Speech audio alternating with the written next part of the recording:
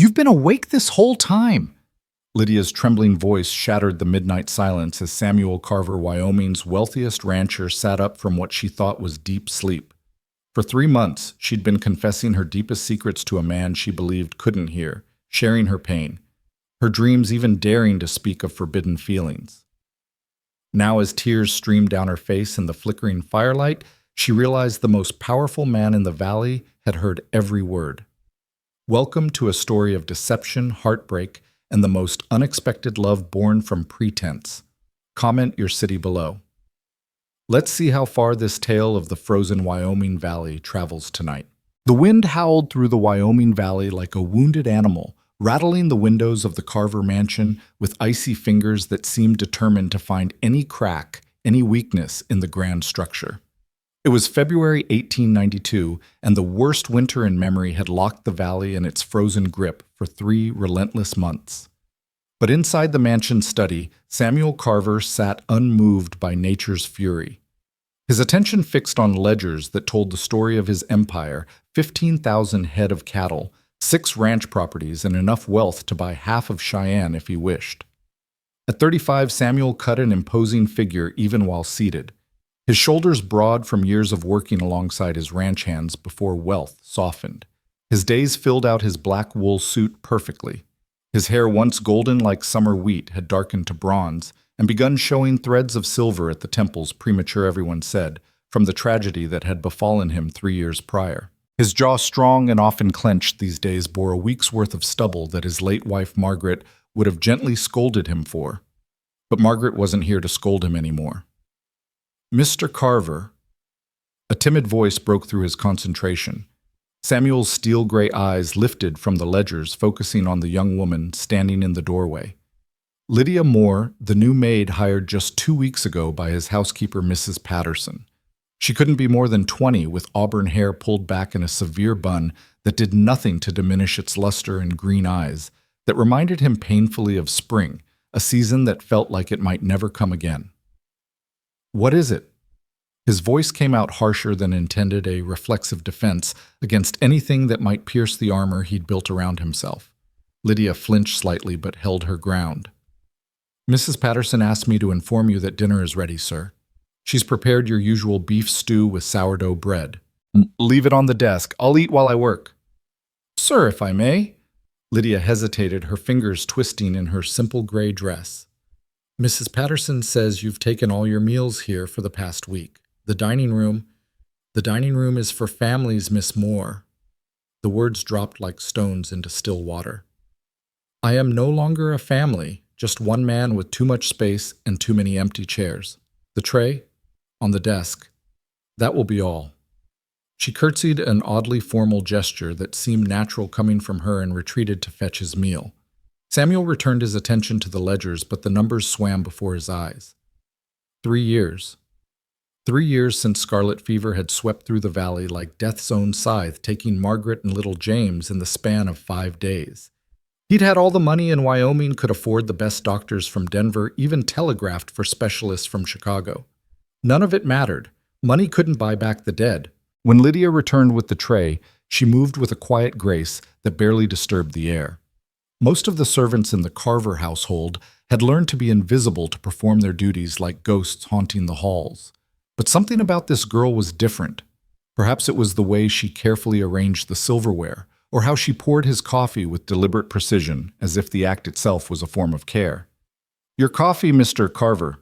2 sugars, no cream, just as Mrs. Patterson instructed." She instructed correctly.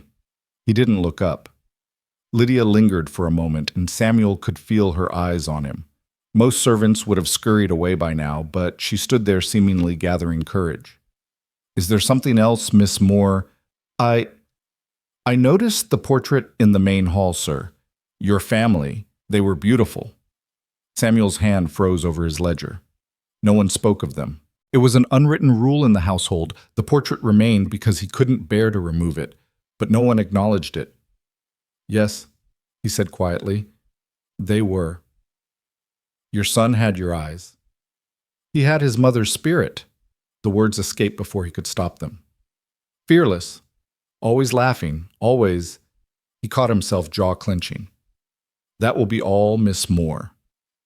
This time she left quickly, but not before Samuel caught a glimpse of something in her expression. Not pity, which he'd grown to despise, but understanding, as if she too carried some deep hurt behind those green eyes. The days that followed fell into a pattern. Lydia would bring his meals, tidy his study, tend the fires, and occasionally attempt small conversations that Samuel either curtly ended or ignored entirely. But he began to notice things about her. The way she hummed softly while she worked Irish melodies, he recognized from his grandmother. How she always placed fresh flowers on his desk, even in the dead of winter, finding hardy blooms in Mrs. Patterson's greenhouse. The careful way she handled his books, running her fingers along the spines with reverence. "You read?" he asked one evening, catching her lingering over his collection of Shakespeare. She startled, nearly dropping the feather duster. Yes, sir. When I can. My father taught me before he—" She trailed off, color rising in her cheeks. "I apologize. I shouldn't touch your books. Your father was educated. He was a school teacher, sir, in Boston, before the consumption took him." Her voice carried a weight that spoke of recent loss. "That's why I came west. There was nothing left for me there." Samuel studied her for a long moment. "You may borrow them, the books, if you wish." Her face lit up with such genuine joy that it actually hurt to witness. "When was the last time anyone had looked that happy in this house? Truly, sir." "Oh, thank you. I promise to be ever so careful. Just don't let them interfere with your duties." "No, sir. Never, sir." That night, for the first time in months, Samuel left his study before midnight. As he passed through the halls toward his bedroom, he noticed the light still coming from beneath the servants' quarters door. Through the thin walls, he could hear Lydia's voice reading aloud. She was reading to someone, probably young Tom, the stable boy, who'd never learned his letters.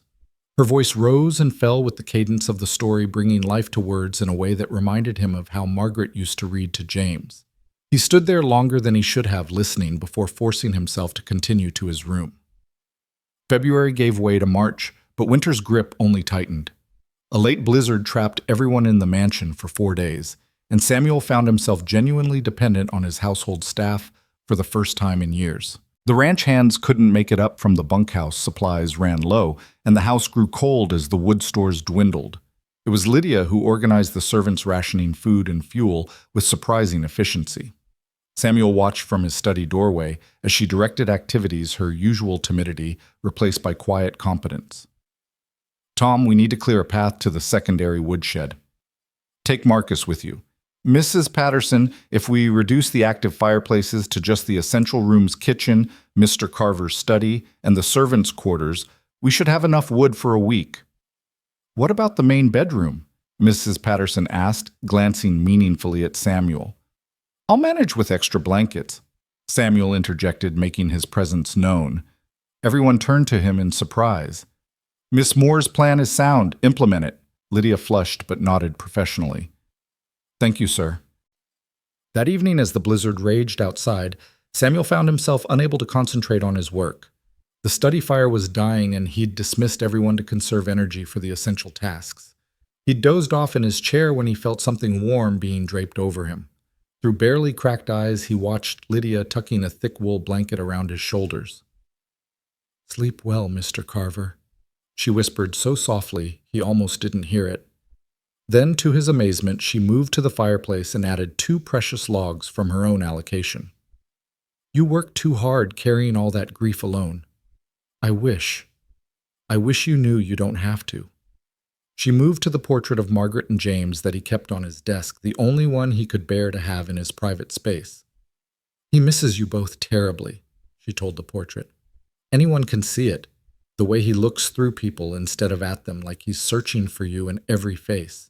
The way he works himself to exhaustion, as if staying busy enough might outrun the pain." She gently dusted the frame with her apron. "I know what that's like. After Papa died, I used to clean our little apartment over and over, thinking if I just kept moving, kept working, maybe it wouldn't hurt so much." Samuel's chest tightened. He should reveal himself, stop this intimate confession. But something kept him still, feigning sleep. "He's a good man, your husband," Lydia continued to the portrait. "Harsh, yes, but there's kindness buried under all that stone. I see it sometimes when he thinks no one's looking. The way he ensures all the ranch hands' families have enough food for winter. How he paid for old Murphy's funeral last month when the family couldn't afford it. He tries so hard to seem cold, but his heart isn't frozen, just protected. She turned back to Samuel's sleeping form, and he forced his breathing to remain deep and even. I shouldn't say this, shouldn't even think it, but sometimes when he looks at me with those gray eyes, really looks at me, I forget he's Samuel Carver, the richest man in Wyoming. He's just a lonely soul, same as me. Her voice dropped to barely a whisper. Lord, forgive me, but I think I'm starting to care for him. Not for his money. I'd care for him if he was as poor as I am. There's something about him that calls to something in me.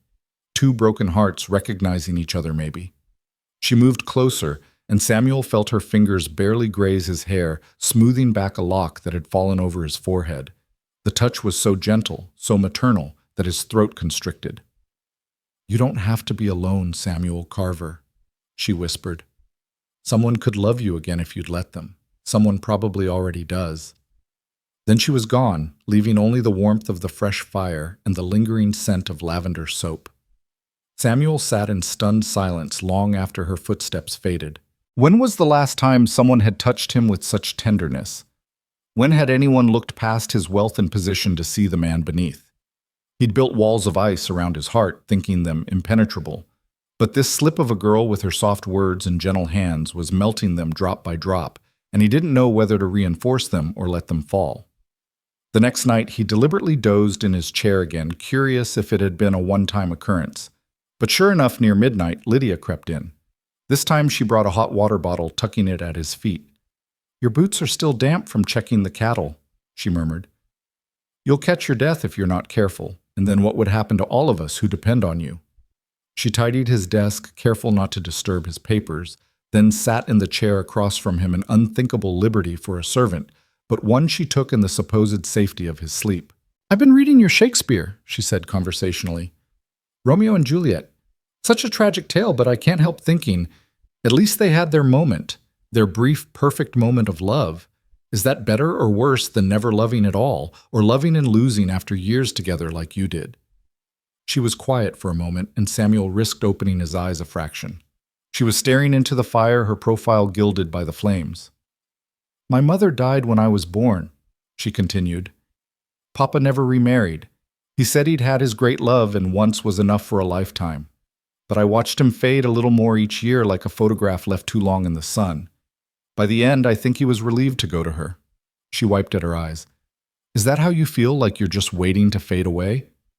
Samuel wanted to answer, to tell her that yes, some days that's exactly how he felt. But he maintained his pretense. Lydia stood moving to the window to look out at the snow-covered valley. It's so beautiful here, even in all this cold. Like the whole world is sleeping under a white blanket waiting for spring to wake it up. Maybe hearts are like that too. Maybe yours is just hibernating, waiting for the right warmth to bring it back to life. She returned to his side, adjusting the blanket that had slipped. I'm talking too much. Mama always said I talked too much when I was nervous or when I was around someone I wanted to impress. She laughed softly, self-deprecatingly. As if someone like you could ever be impressed by someone like me. The maid mooning over the master, what a cliché. Mrs. Patterson would dismiss me on the spot if she knew. As she turned to leave, she paused at the door. Sweet dreams, Mr. Carver. Dream of spring. This became their nightly ritual, though only Samuel knew it was shared. Each night, Lydia would tend to him, share her thoughts, reveal pieces of her heart. And each night, Samuel found himself falling deeper into an emotion he'd thought he'd never feel again. She told him about her childhood in Boston, about helping her father teach immigrant children to read, about the tiny apartment above the bakery where the smell of fresh bread was their morning alarm clock, about holding her father's hand as he died, promising him she'd make something of herself, she'd be brave enough to chase a better life. And here I am, she said one night with a rueful smile, cleaning fireplaces and washing linens. Papa would say it's honest work, but I wonder if he'd be disappointed that his educated daughter became a maid. You're so much more than that, Samuel wanted to say. You're the brightest spot in this frozen wasteland of a house. Some nights she would read to him from whatever book she'd borrowed, her voice bringing new life to familiar passages. Other nights she would simply sit quietly mending clothes by firelight, humming those Irish melodies. But always, she would take care of him, adjusting his blanket, stoking the fire, sometimes even daringly brushing that errant lock of hair from his forehead. One night in early April, when the first hints of spring were beginning to show, despite the lingering cold, Lydia arrived later than usual. Samuel had genuinely fallen asleep, worn out from a day of managing a cattle crisis. He woke to the sound of violent coughing. Through his lashes, he saw Lydia hunched over, trying to muffle her coughs in her apron. Even in the dim light, he could see the flush of fever on her cheeks, the way she swayed slightly on her feet. She attempted to go about her usual routine, but her hands shook as she tried to lift the water pitcher. It slipped, shattering on the floor. "Oh no, oh no!" she gasped, dropping to her knees to gather the pieces. "I'm so sorry, Mr. Carver. I know you can't hear me, but I'm so very sorry." A piece of porcelain cut her palm, and she cried out softly. That was Samuel's limit. He opened his eyes fully and stood. "Lydia." She froze, looking up at him with wide, terrified eyes. Blood dripped from her hand onto the Persian rug. "Mr. Carver, you're awake. I'm so sorry about the pitcher. I'll clean this up immediately. I'll pay for it out of my wages." "Stop." He knelt beside her, taking her injured hand in his. The cut wasn't deep, but her skin was burning with fever. "How long have you been ill?" What? You're burning up. How long?" Her face crumpled. 3 days, sir. But I can work. I need to work. Please don't dismiss me. I have nowhere else." "Hush." He pulled his handkerchief from his pocket, wrapping it around her palm. "Can you stand?" She tried but swayed dangerously. Without thinking, Samuel scooped her into his arms. She gasped, struggling weakly. "Sir, this isn't proper. Put me down. If anyone sees, then they'll see a man carrying a sick woman to get help."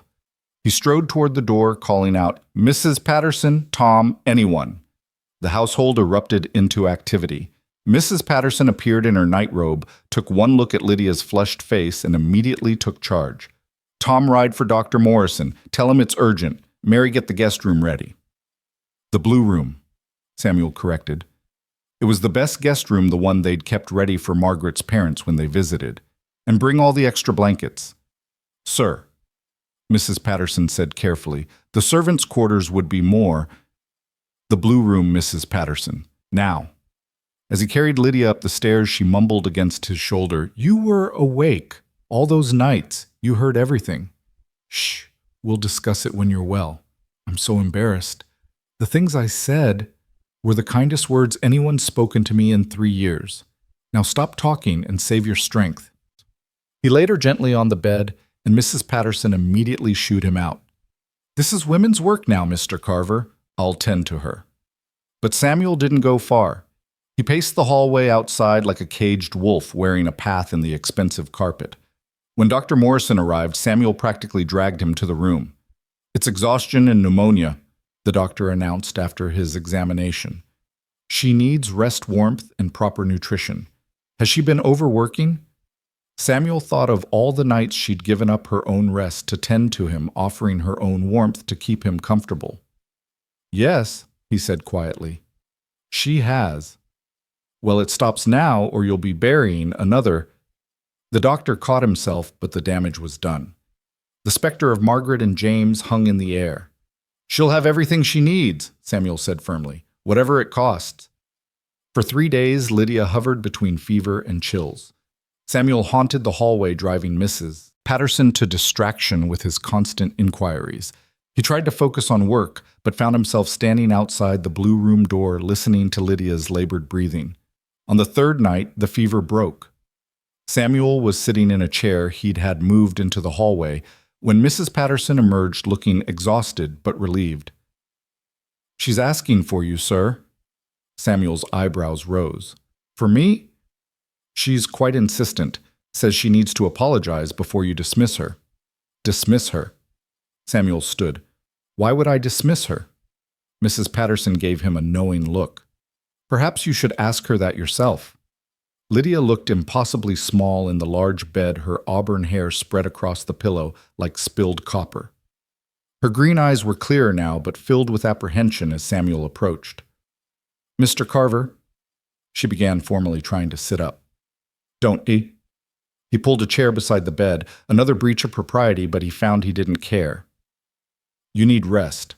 I need to apologize. The things I said when I thought you were sleeping, they were inappropriate, presumptuous. I'll pack my things as soon as I'm able. I've been pretending to sleep for weeks, Lydia. Her eyes widened. Weeks. Since that first night you covered me with the blanket, I wanted to know, I needed to understand why you were being kind to me. No one is kind without wanting something. That's not true. Isn't it?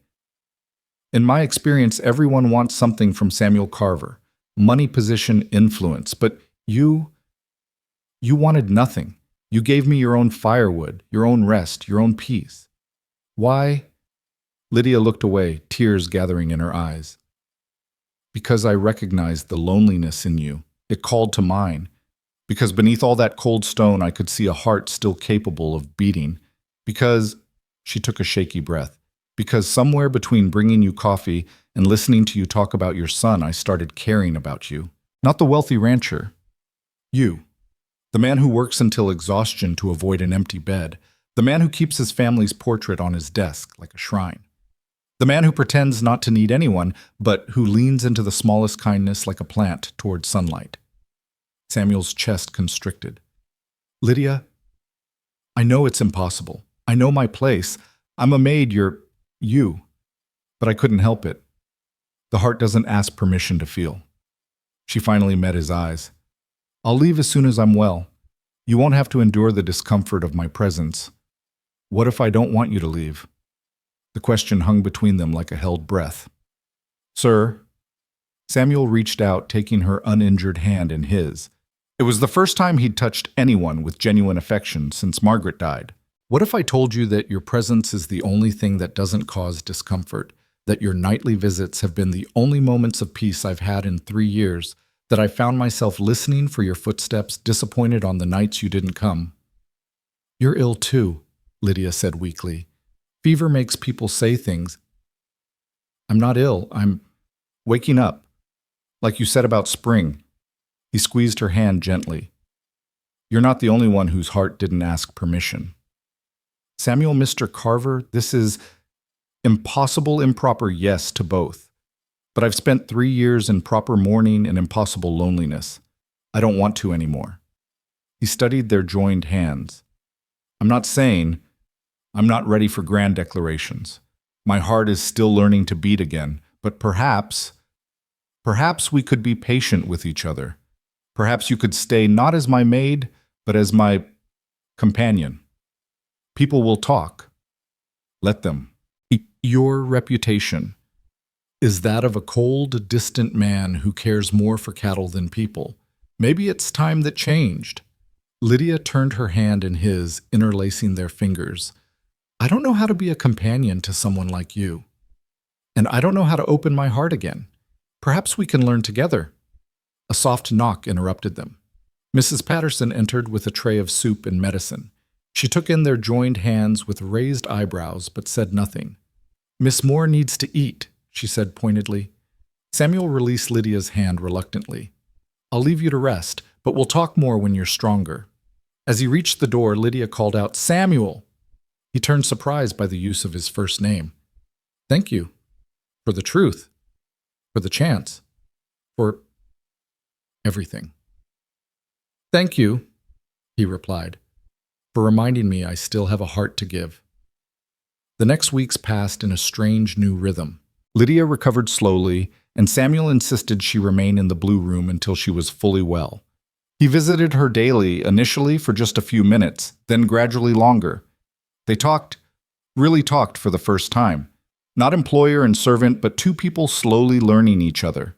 Lydia told him about her dreams of perhaps opening a school one day, teaching children as her father had.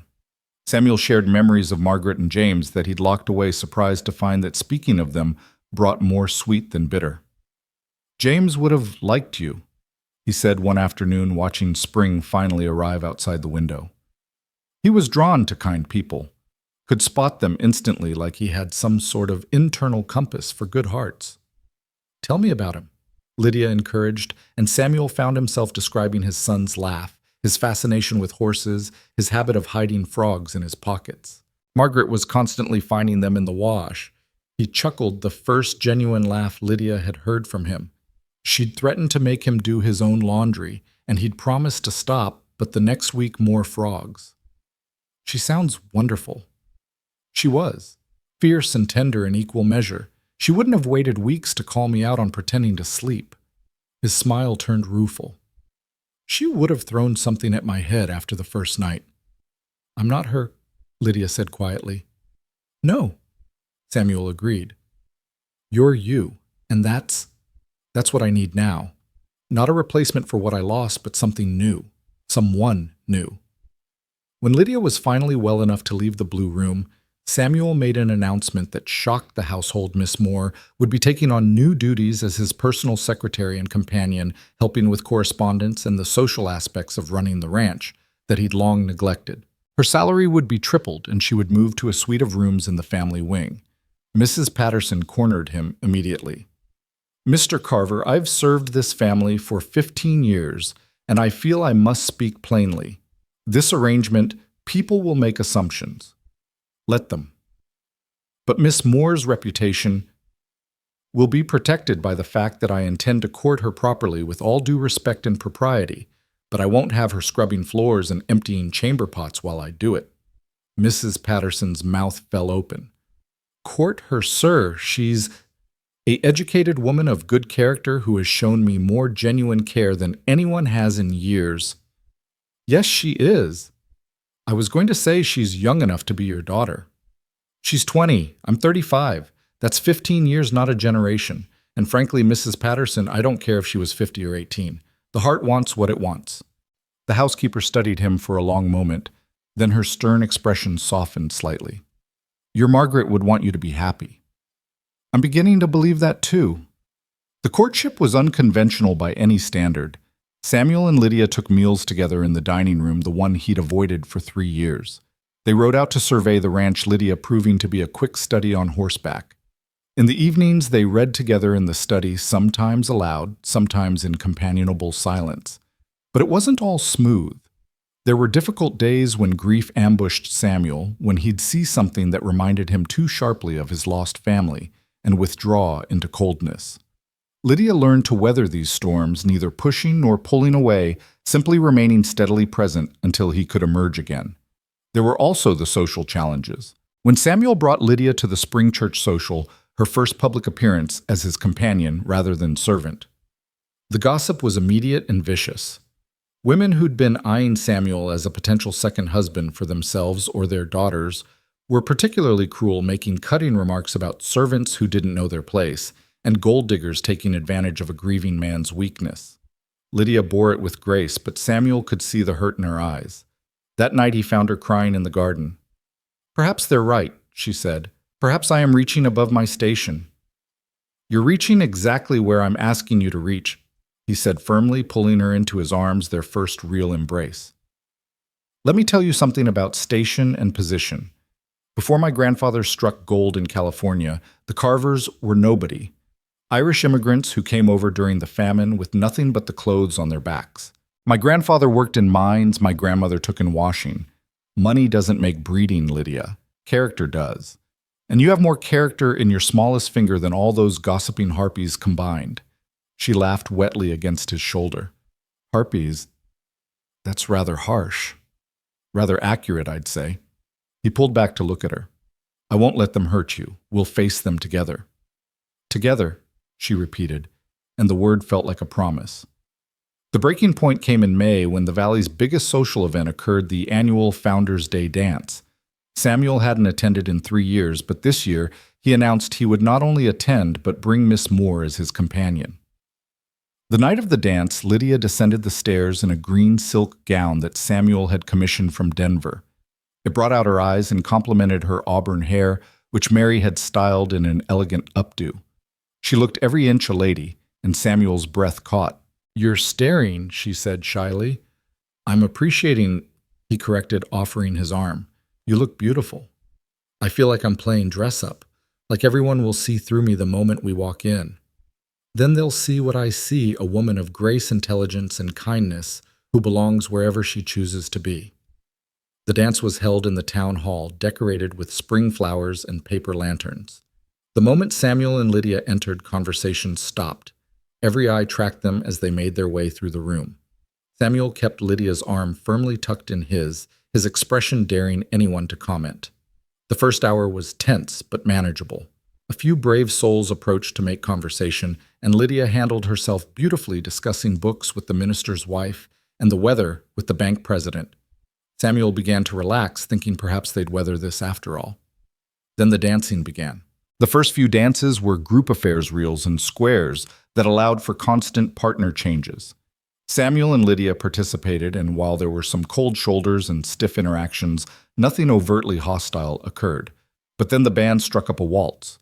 Samuel turned to Lydia, extending his hand. "May I have this dance?" She hesitated, aware that the waltz was an intimate dance, one that would display them as a true couple before the entire town. "Samuel, perhaps we shouldn't—" "I want to dance with you," he said simply. "I want everyone to see that I'm not ashamed or embarrassed or having some temporary lapse in judgment. I want to waltz with the woman I'm falling in love with." Lydia's breath caught. It was the first time he'd used the word love. She placed her hand in his. As they took the floor, the whispers rose like a tide. Samuel ignored them, focusing only on Lydia's face, the feel of her in his arms, the way she moved with natural grace despite her nervousness. "People are staring," she murmured. "Let them. Look at me, Lydia. Just me." She did, and the rest of the room faded away. They danced as if they were alone, lost in each other, and for those few minutes nothing else mattered. But as the waltz ended, Mrs. Harriet Morrison, the banker's wife, and the town's self-appointed social arbiter approached with several other women in tow.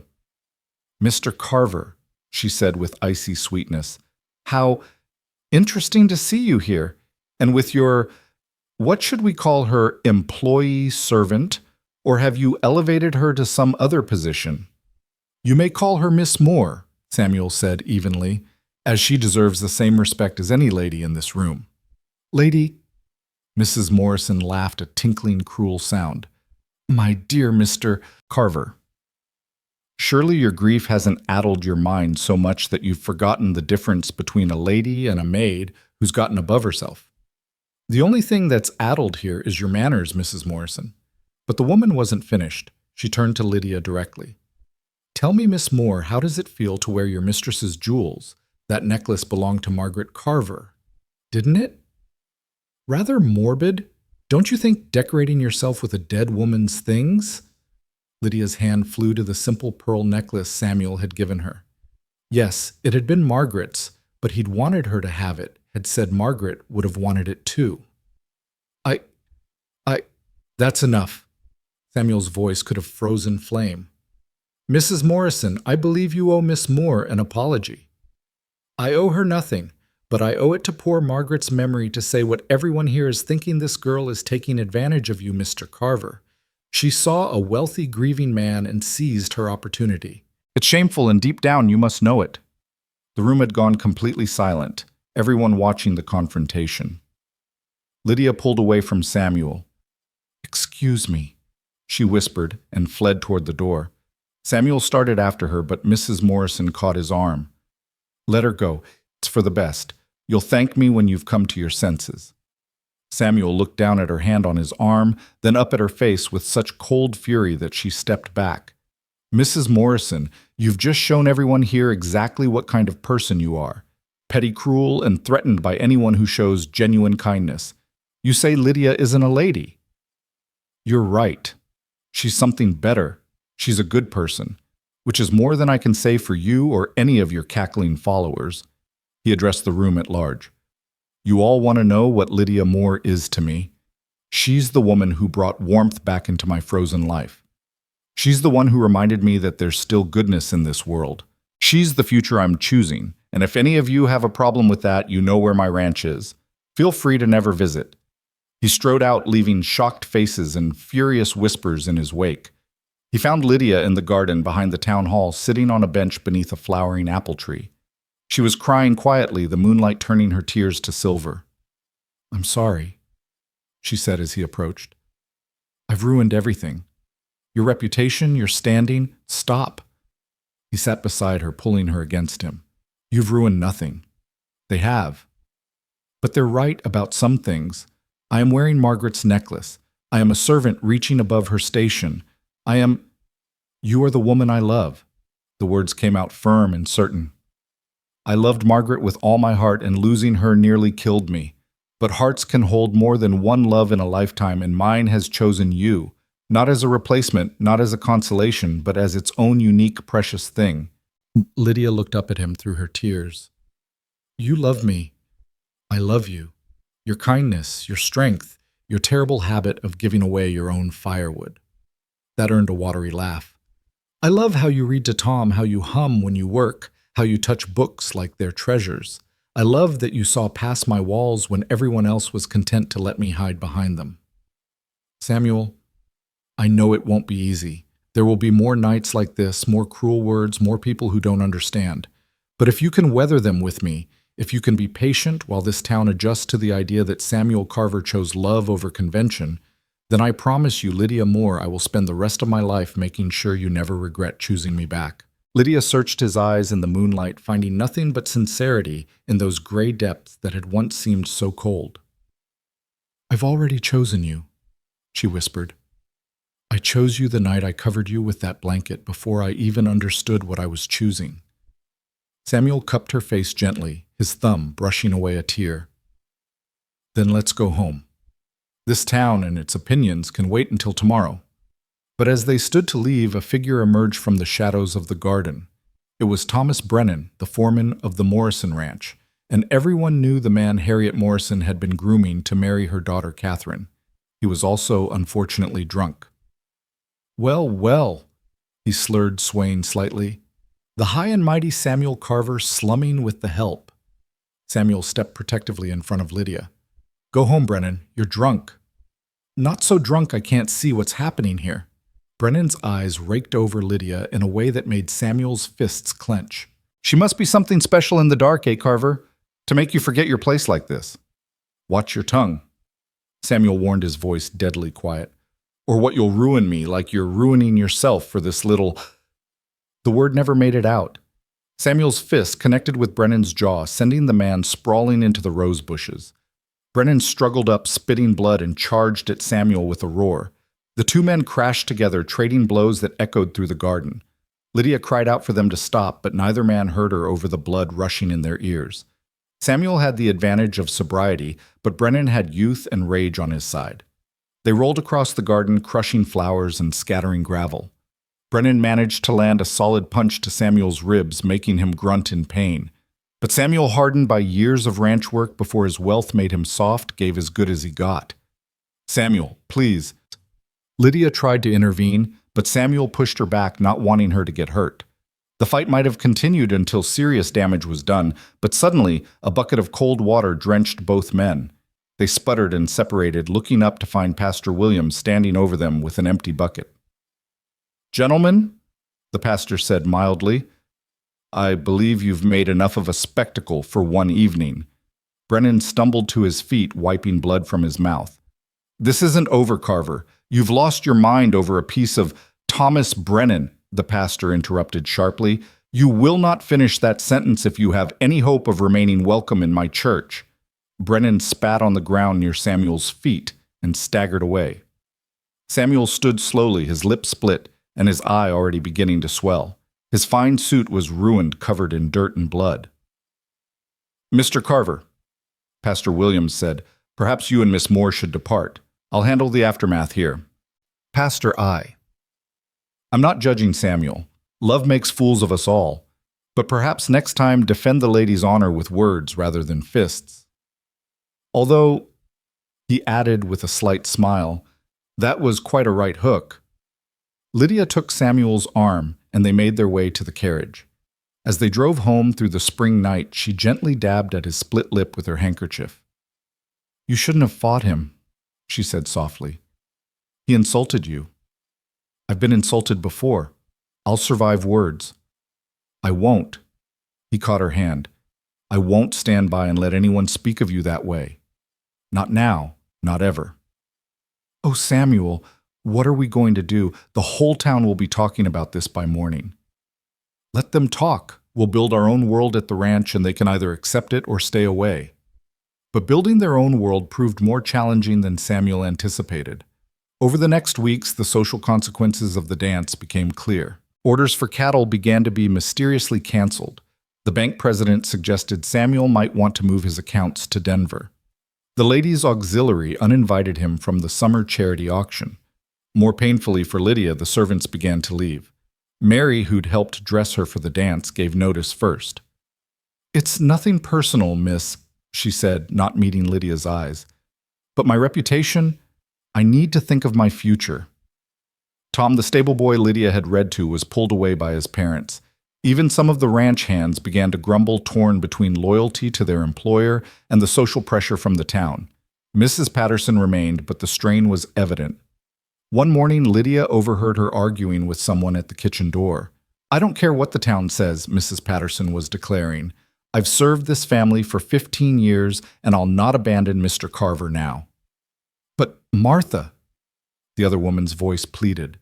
Lydia recognized Mrs. Coleman, a Mrs. Patterson's sister. "People are saying you're enabling a scandal, that you're helping that girl bewitch him. Your own reputation." "My reputation can hang. That girl, as you call her, has done more good for Mr. Carver in a few months than all the condolences and casseroles this town offered in 3 years. Now get off my porch before I forget we're sisters." Lydia retreated before she could be discovered, but the conversation haunted her. That evening, she found Samuel in his study poring over ledgers that showed the financial impact of the town's unofficial boycott. "It's getting worse, isn't it?" she asked. He looked up, trying to smile reassuringly, but she could see the worry in his eyes. "Nothing I can't handle." "Samuel, if I left—" "Don't." He stood crossing to her. "Don't even think it." "But your business, your reputation, can be rebuilt. You can't be replaced. You're losing everything because of me." "No," he corrected, pulling her into his arms. "I'm gaining everything because of you. The money, the social standing, what good did they do me when I was sitting alone in this study dead inside? You brought me back to life, Lydia. That's worth any price." She buried her face in his chest, and he felt her tears soaking through his shirt. "I never wanted this. I just wanted to love you quietly, secretly, if necessary." "I don't want secret love. I want to shout from the mountains that Lydia Moore chose me, that somehow I was lucky enough to earn the heart of the kindest woman in Wyoming." A knock at the door interrupted them. Mrs. Patterson entered, her face grim.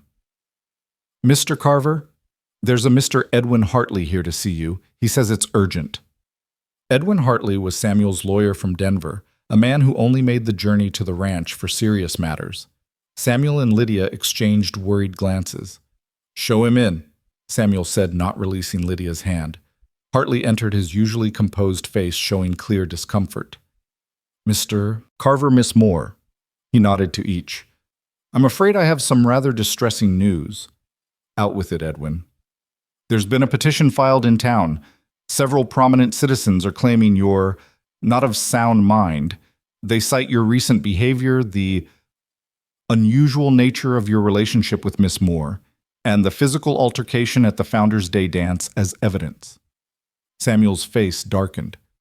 "They're trying to have me declared incompetent." "In essence, yes. They claim you're still grief-stricken, not thinking clearly, and that Miss Moore is taking advantage of your vulnerable state. If successful, they could have a conservator appointed to manage your affairs." "Let me guess, Harriet Morrison is behind this." "She's one of the signatures, yes, along with Thomas Brennan, several bank board members, and unfortunately Judge Crawford's wife." Lydia pulled her hand from Samuel's. "This is my fault.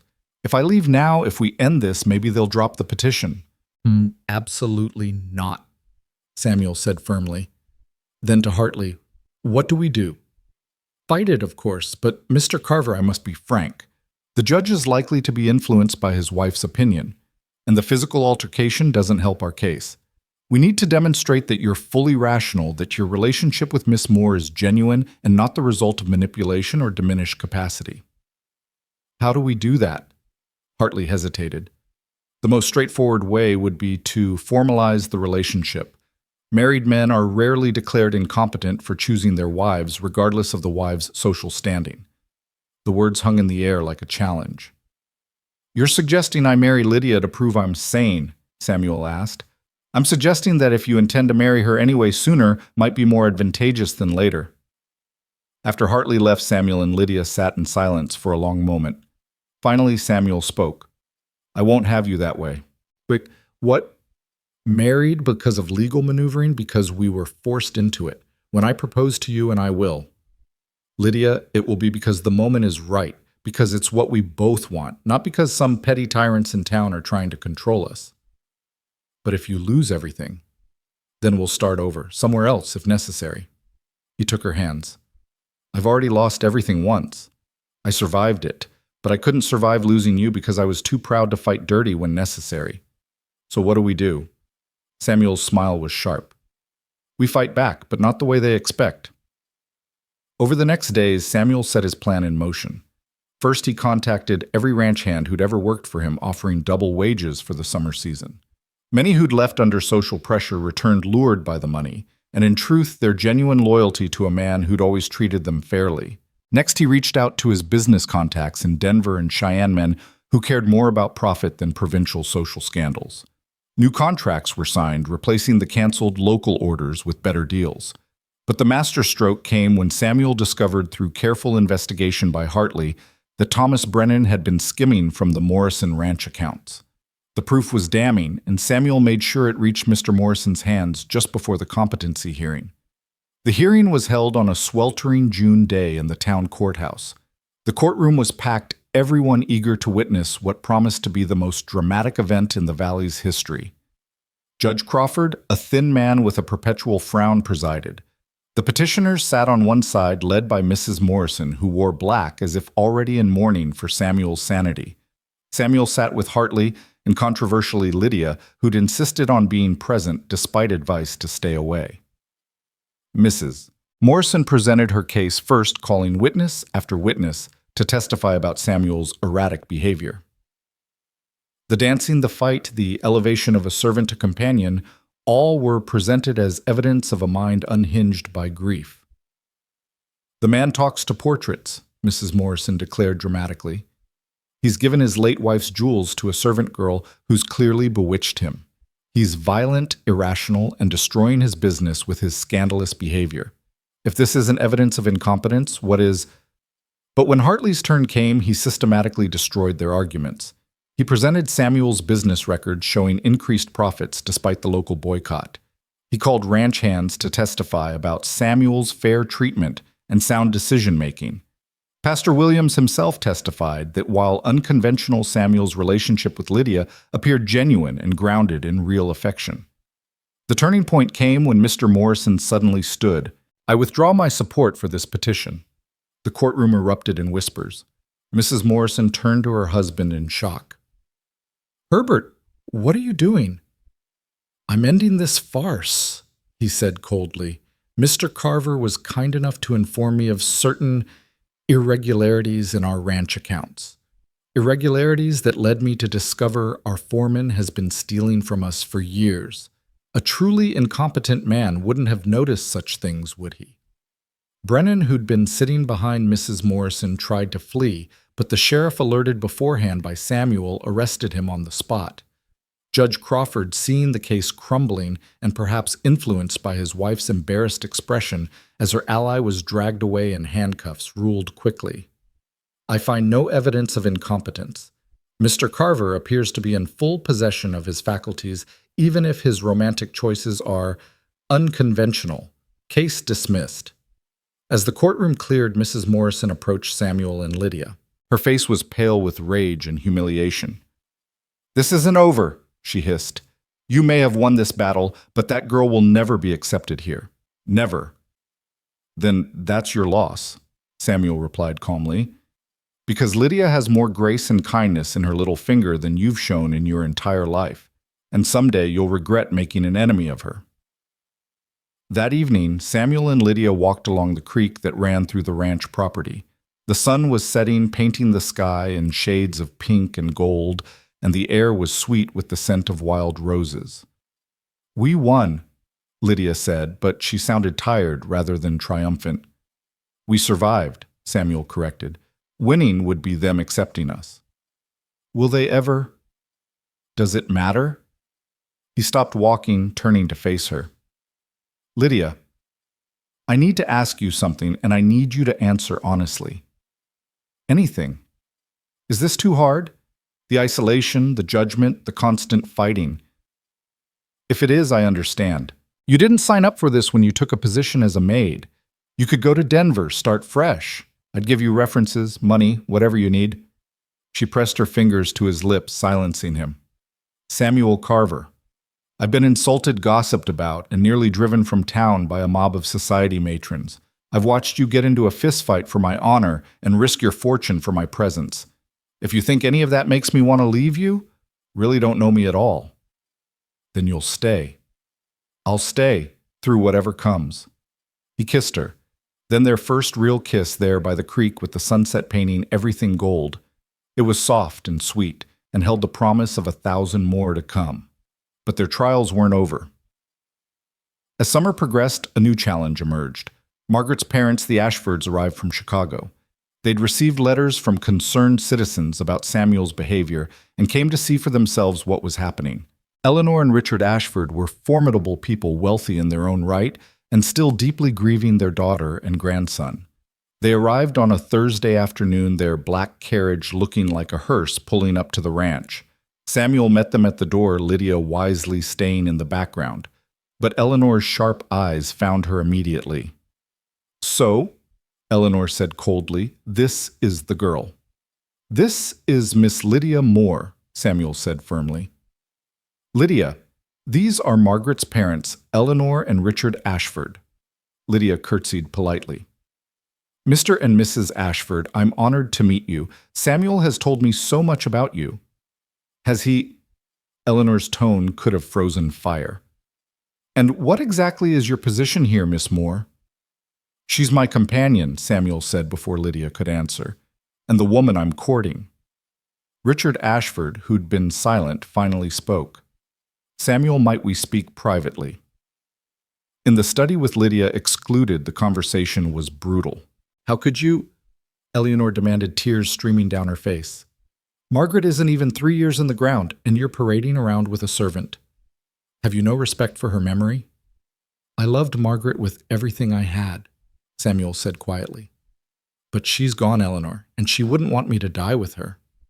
She wouldn't want you making a fool of yourself with some gold-digging maid either, Richard said harshly. Lydia isn't a gold digger. She cares nothing for my money. They all say that, boy, until the ring is on their finger and the will is changed. You don't know her. We know enough, Eleanor said. We know she's managed to bewitch you into forgetting your family, your position, your dignity. Samuel, we're begging you, end this. Send her away. We'll find you a proper wife, someone of your own class, someone Margaret would have approved of. Margaret would have approved of anyone who made me happy. You think that girl can make you happy? She's a child, Samuel. A poor, uneducated. She's educated. Her father was a teacher, and she's not a child. She's a woman who's known loss and hardship and still chooses kindness. She saw me at my worst, closed off and bitter, and chose to care anyway. Eleanor stood, her face hard. If you continue with this farce, you'll do it without our blessing and without James's trust fund. Samuel's head snapped up. What? We set aside money for James, Richard explained. When he died, the trust reverted to our control to be given to you for your future children. But not if you marry that girl. We won't have our grandchild's inheritance going to her offspring. You'd blackmail me.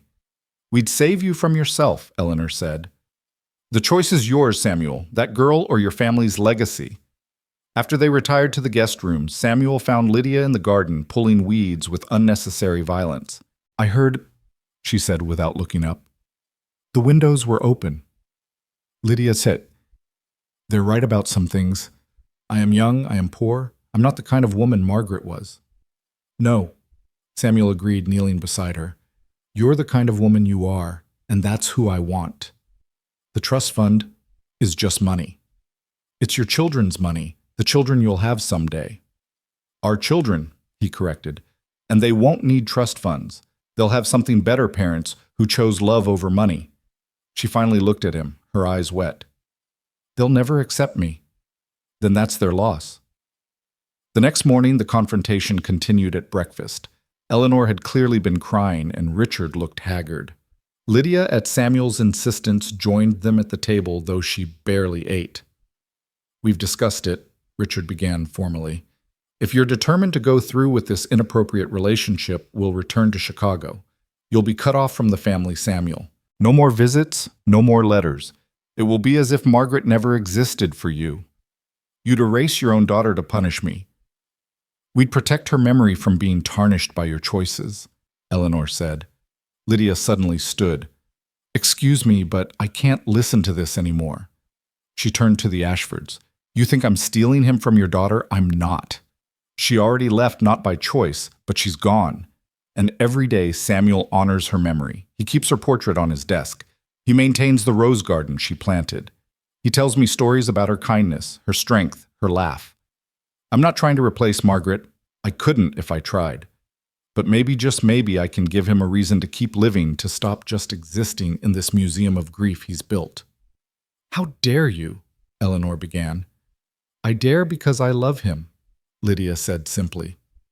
"Not his money, not his position, but him, the man who pretends to sleep so he doesn't have to feel, the man who works himself to exhaustion to avoid an empty bed, the man who keeps his son's toy soldiers exactly where they were left 3 years ago. I love his broken pieces as much as his whole ones." "Pretty words," Richard said coldly, "but words are cheap." "Then let me show you."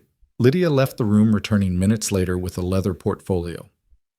"Mr. Hartley drew these up at my request." She placed the papers on the table. "It's a legal document stating that in the event of my marriage to Samuel, I forfeit all claim to his estate beyond a modest yearly allowance. If he dies before me, everything goes to his chosen heirs or charity. If we divorce, I leave with nothing but the clothes on my back." Samuel grabbed the papers, scanning them in shock. "Lydia, what is this?" "Proof," she said to the Ashfords. "Proof that I want Samuel, not his fortune." "You had no right to do this without discussing it with me," Samuel said, anger creeping into his voice. "You would have refused." "Of course I would have refused. I won't have you unprotected." "I don't need protection. I need them to understand." She turned back to the Ashfords. "I grew up with nothing. I can live with nothing again if necessary. But I can't live without Samuel, not now that I've found him." Eleanor was staring at the documents, her expression unreadable. Finally she spoke. "You would really sign away everything." "I already have. Those are copies. Mr. Hartley has the originals." "This is insane," Samuel protested. "Hartley had no business. I told him you'd fire him if he didn't," Lydia admitted. "But I also told him it was the only way to prove I'm sincere." Richard picked up the papers, studying them. "This is legally binding." "Completely." The room fell silent. Eleanor stood and walked to the window, looking out at Margaret's rose garden. "She loved those roses," she said softly. "Spent hours tending them. Said they reminded her that beautiful things could grow even in harsh soil." "I tend them now," Lydia said quietly. "Every morning. I thought she'd want them cared for." Eleanor turned, and for the first time really looked at Lydia. "You tend Margaret's roses." "Yes, and I talk to her sometimes. Tell her about Samuel, how he's doing. Ask her to help me understand him better. I know it sounds foolish." "No," Eleanor interrupted, her voice thick with tears. "It sounds like something Margaret would do." The atmosphere shifted, tension slowly bleeding away. Richard cleared his throat. "Miss Moore, Lydia, I owe you an apology. We came here with assumptions, and that wasn't fair." "You came here loving your daughter," Lydia replied. "I understand that." Eleanor returned to the table. "Tell me about yourself, your family, your education. Help us know you as Samuel knows you." For the next hour, Lydia talked, telling them about her father, their life in Boston, her journey west. Samuel watched the Ashfords slowly thaw, saw them begin to see what he saw, not a gold digger or a replacement, but a woman of substance and character. Finally, Eleanor asked, "Do you want children, Lydia?" "Very much. I want to fill this house with laughter again." "And would you tell them about Margaret and James?" "Of course.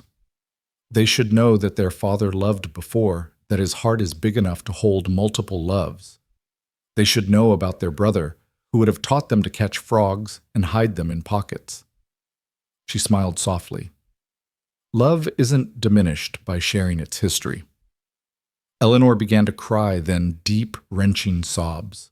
Richard moved to comfort her, but she waved him off, reaching instead for Lydia's hand. Margaret would have liked you, she whispered. She always did root for the underdog. I'm hardly an underdog, Lydia said. I have Samuel's love. That makes me the richest woman in Wyoming. That afternoon, the Ashfords prepared to leave. As their carriage was loaded, Eleanor pulled Samuel aside. The trust fund remains, she said quietly. For your children, all your children. Eleanor, you don't have to. Yes, I do. That girl Lydia, she's not what we expected. But maybe that's exactly what you need. Someone unexpected. Someone who doesn't remind you of what you lost, but shows you what you could still have. And you'll visit right, if we're welcome. Always. As the carriage pulled away, Samuel found Lydia in Margaret's rose garden, carefully deadheading the spent blooms. That was incredibly brave, he said. Also incredibly foolish. Those documents are proof that I mean what I say. I won't hold you to them. When we marry, if we marry, she corrected with a slight smile. When we marry, he repeated firmly, you'll be my full partner in everything. No documents, no forfeitures, no conditions. Samuel, no arguments. You've proven yourself to everyone who matters. Now let me prove myself to you. He dropped to one knee right there among the roses, pulling out a small velvet box he'd been carrying for weeks, waiting for the right moment. Lydia Moore, you've brought spring back to my winter heart. You've shown me that love isn't a finite resource that hearts can break and heal and love again. Will you marry me? Not to prove anything to anyone, not because of lawsuits or social pressure, but because I can't imagine another day without you as my wife. Lydia's hands flew to her mouth, tears streaming down her face. Samuel, are you sure? The town, the gossip, it won't end just because we're married. Then we'll face it together. We'll build our own world, our own happiness.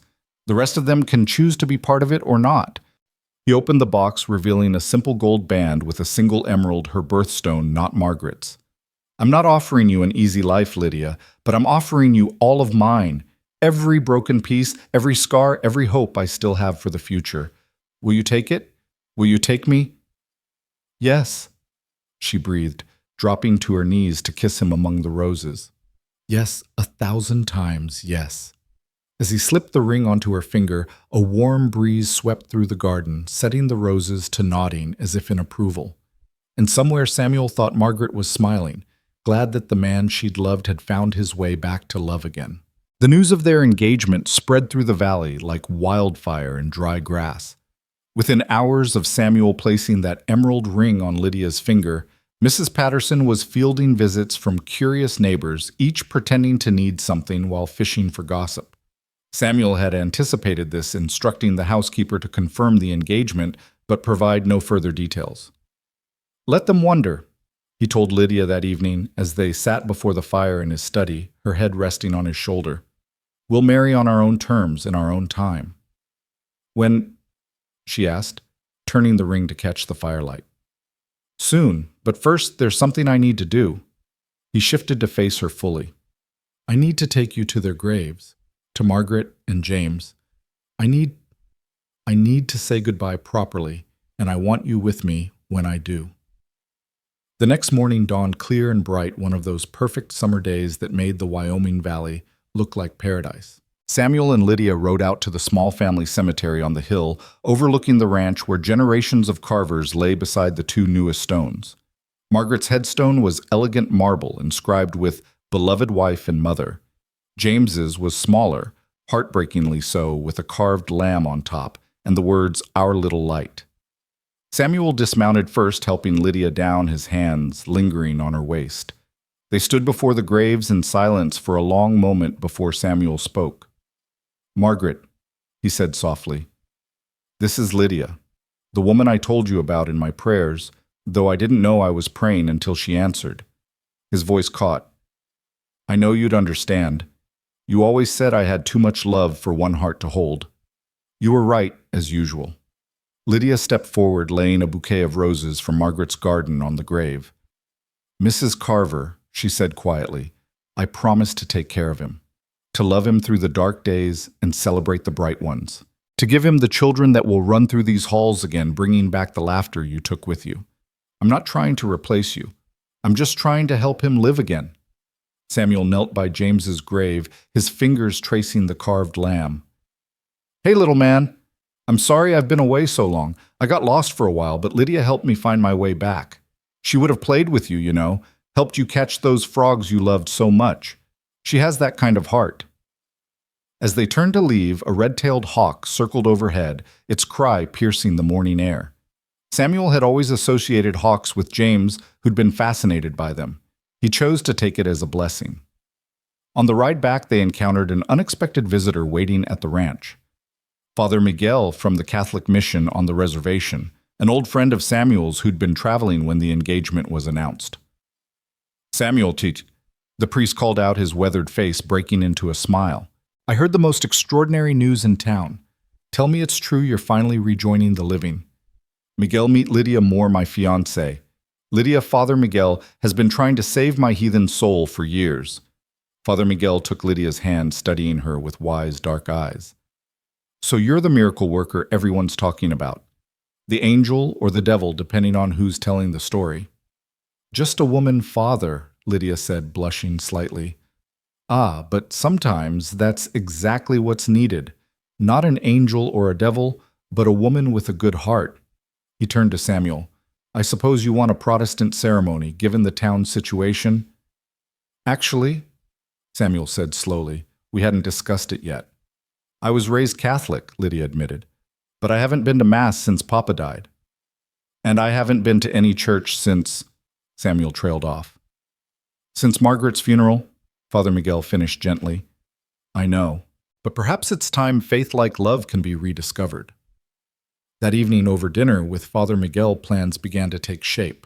The priest offered to perform the ceremony at the ranch, avoiding the town churches where politics and judgment would intrude. A simple ceremony, Lydia insisted, just family and true friends. In the garden, Samuel added, where Margaret's roses bloom. Father Miguel smiled. Life growing from life. Very appropriate. But not everyone was pleased with the engagement. 3 days later, Catherine Morrison arrived at the ranch. She was Harriet Morrison's daughter, 25, unmarried, and, according to town gossip, had been holding out for Samuel to finish mourning. Mrs. Patterson announced her with obvious reluctance, and Samuel received her in the formal parlor, Lydia at his side. Catherine was undeniably beautiful, blonde, elegant, everything a wealthy rancher's wife should be. She swept in wearing a dress that probably cost more than Lydia had earned in a year as a maid. Samuel, she said, ignoring Lydia entirely, I had to come. Mother said it was hopeless, but I couldn't believe you'd actually go through with this mistake. Miss Morrison, Samuel said coldly, I don't recall inviting you to my home. We're neighbors, friends, at least I thought we were. She finally acknowledged Lydia with a dismissive glance. Could we speak privately? Whatever you have to say can be said in front of my fiancé. Catherine's perfect composure cracked slightly. Very well. Samuel, we both know what this is. You're lonely grieving, and this person has taken advantage. But it's not too late. End this engagement, send her away with a generous settlement, and we can forget this ever happened. Samuel's eyebrow rose. The town, society, me. She stepped closer, her voice dropping to an intimate tone. Samuel, I've waited 3 years. I've turned down a dozen proposals because I knew eventually you'd be ready to love again. And when you were, I'd be here. Catherine, I can give you everything she can't. Social standing, business connections, children with proper breeding. The town would celebrate our marriage instead of scorning it. Your business would thrive. We'd be the most powerful couple in Wyoming. Lydia stood up. Miss Morrison, I think you should leave. Catherine whirled on her. You don't get to dismiss me from his home servant. No, Samuel stood as well. But I do. Get out, Catherine, and don't come back. You're making a mistake, Catherine said, her beautiful face ugly with rage. You'll regret this. When she shows her true colors, when she embarrasses you, when you realize what you've thrown away for a pretty face and a warm bed. That's enough. Samuel's voice was dangerous. You've insulted my fiancé and my intelligence. Leave now, or I'll have you removed. Catherine straightened her spine. You'll come crawling back, Samuel Carver, and when you do, I won't be waiting. She swept out, slamming the door behind her. Lydia sank back into her chair, shaking slightly. She's right about some things. I can't give you business connections or social standing. She's wrong about everything that matters, Samuel corrected, pulling her into his arms. You give me joy, Lydia, peace, hope, things all her connections could never buy. But Catherine's visit was just the beginning. Over the next weeks, the campaign against them intensified. Suppliers suddenly couldn't fill orders. The church announced that the annual Harvest Festival would be held at the Morrison Ranch instead of the Carver Ranch for the first time in 20 years.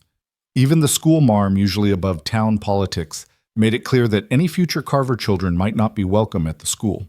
The breaking point came when everyone suspected Thomas Brennan's friends, vandalized the ranch one night. They painted whore on the barn and gold digger on the house. They trampled Margaret's rose garden, destroying dozens of bushes. Samuel found Lydia at dawn, kneeling among the destroyed roses, crying as she tried to save what she could. That's it, he said grimly. We're leaving. What? She looked up at him through her tears. We'll sell the ranch, move to California or Oregon, start fresh where no one knows us. Samuel, no. This is your home, your family's legacy. You're my family now, and I won't have you subjected to this anymore. She stood, dirt-covered hands clenched. No. No. No, we're not running. They want to drive me out. Make me flee in shame. I won't give them the satisfaction. Her green eyes blazed with determination. This is our home, Samuel. Margaret's roses grow here. James learned to walk here. Your grandfather built this place with his bare hands. We're not letting small-minded bigots take it from us. Lydia, we're going to replant every rose. We're going to paint over their ugly words. We're going to marry in full view of everyone and dare them to do their worst. Because love is stronger than hate, Samuel. It has to be. Her fierce determination rekindled his own. They spent the day working side by side, cleaning up the vandalism. Ranch hands who'd been wavering in their loyalty saw their employer and his lady working in the heat, refusing to be broken, and one by one came to help. By evening, the ugly words were gone, and plans were made to restore the garden. That night, Pastor Williams arrived unexpectedly. Samuel tensed, expecting another judgment, but the pastor surprised him. I've come to apologize, he said simply, and to offer my support if you'll have it. Your support? Lydia asked cautiously. I've been praying on this situation, and I realized something. Christ himself chose to eat with tax collectors and prostitutes to show love to those society rejected. Who am I to say that your love is wrong simply because it doesn't follow social conventions? Your congregation won't be pleased, Samuel pointed out. Some won't, but others are tired of the hatred. Mrs. Brennan Thomas's mother came to me in tears. She's ashamed of what her son has become, what this town has become. She's not alone. What are you saying? I'm saying that if Father Miguel would permit it, I'd like to co-officiate your wedding, a show of unity between Catholics and Protestants, between old ways and new. It might not change everyone's minds, but it could be a start. The gesture meant more than Pastor Williams could know. Plans for the wedding solidified. It would be held in 2 weeks in the garden, with both clergy presiding. Invitations were sent to everyone in the valley, though they expected few to attend. But sometimes grace comes from unexpected places. Mrs. Brennan not only attended, but brought a group of other women who'd grown tired of Harriet Morrison's tyranny. The school marm, Miss Fletcher, arrived with a beautifully bound book of poetry as a gift, whispering to Lydia that any children of hers would be welcome in the school town opinion be damned. Even Mr. Morrison came, though, without his wife, gruffly congratulating Samuel and pointedly thanking him again for exposing Brennan's theft. Eleanor and Richard Ashford arrived from Chicago 2 days before the wedding, bringing with them something unexpected: Margaret's wedding dress. It should be worn again? Eleanor said, offering the box to Lydia. Altered to fit you, of course. Margaret believed in practical things. She'd hate for it to sit in storage forever. Lydia was overwhelmed. I couldn't. It's too much. It's exactly enough, Eleanor insisted. You're joining this family, Lydia, past and present together.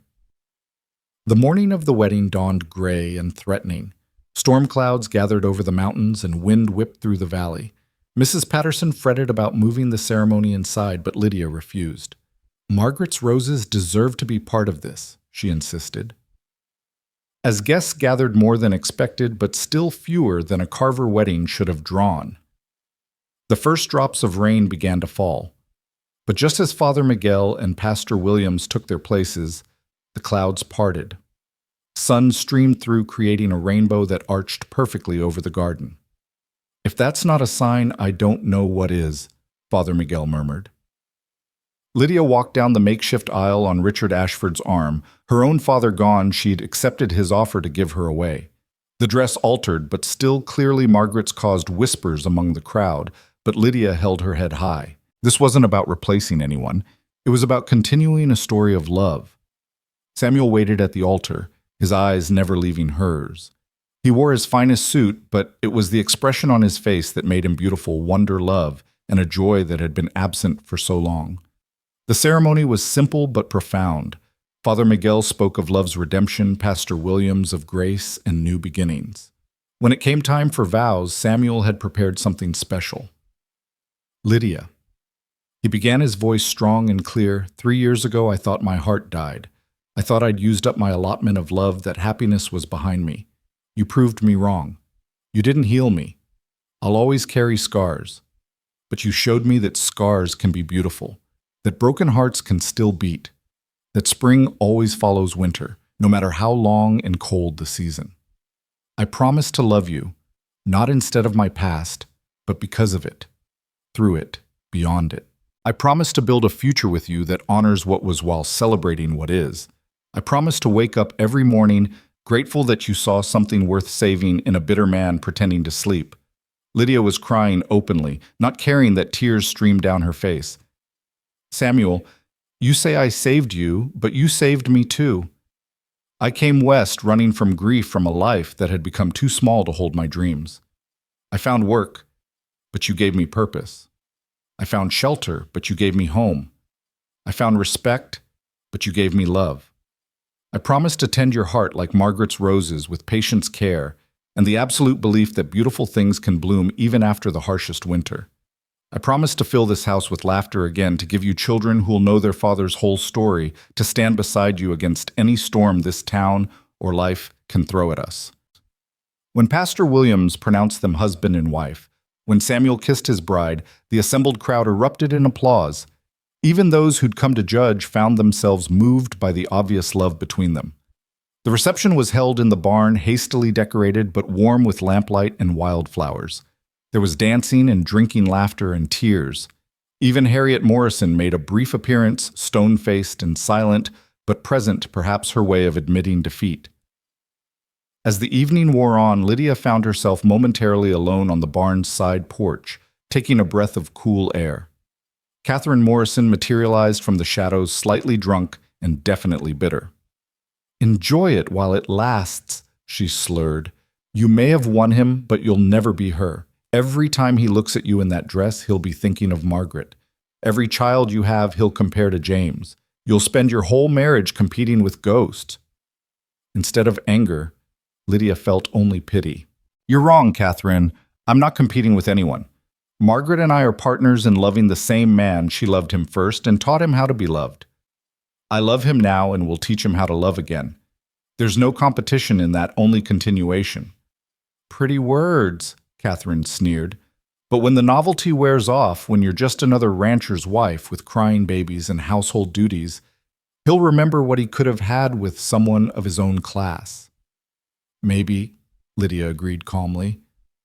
"Or maybe he'll remember that I loved him when he had nothing to offer but pain, that I chose him when the whole town stood against us, that I signed away any claim to his fortune before accepting his ring. Can you say you would have done the same?" Catherine had no answer to that. She stumbled away and Lydia never saw her again. Word came months later that she'd married a banker in Denver and moved away. Samuel found his bride on the porch, pulling her into his arms. "Ready to go home, Mrs. Carver?" "I am home," she replied, and meant it. Their wedding night was tender and passionate, a culmination of months of longing. But more than the physical joining, it was the emotional unity that marked the true beginning of their marriage.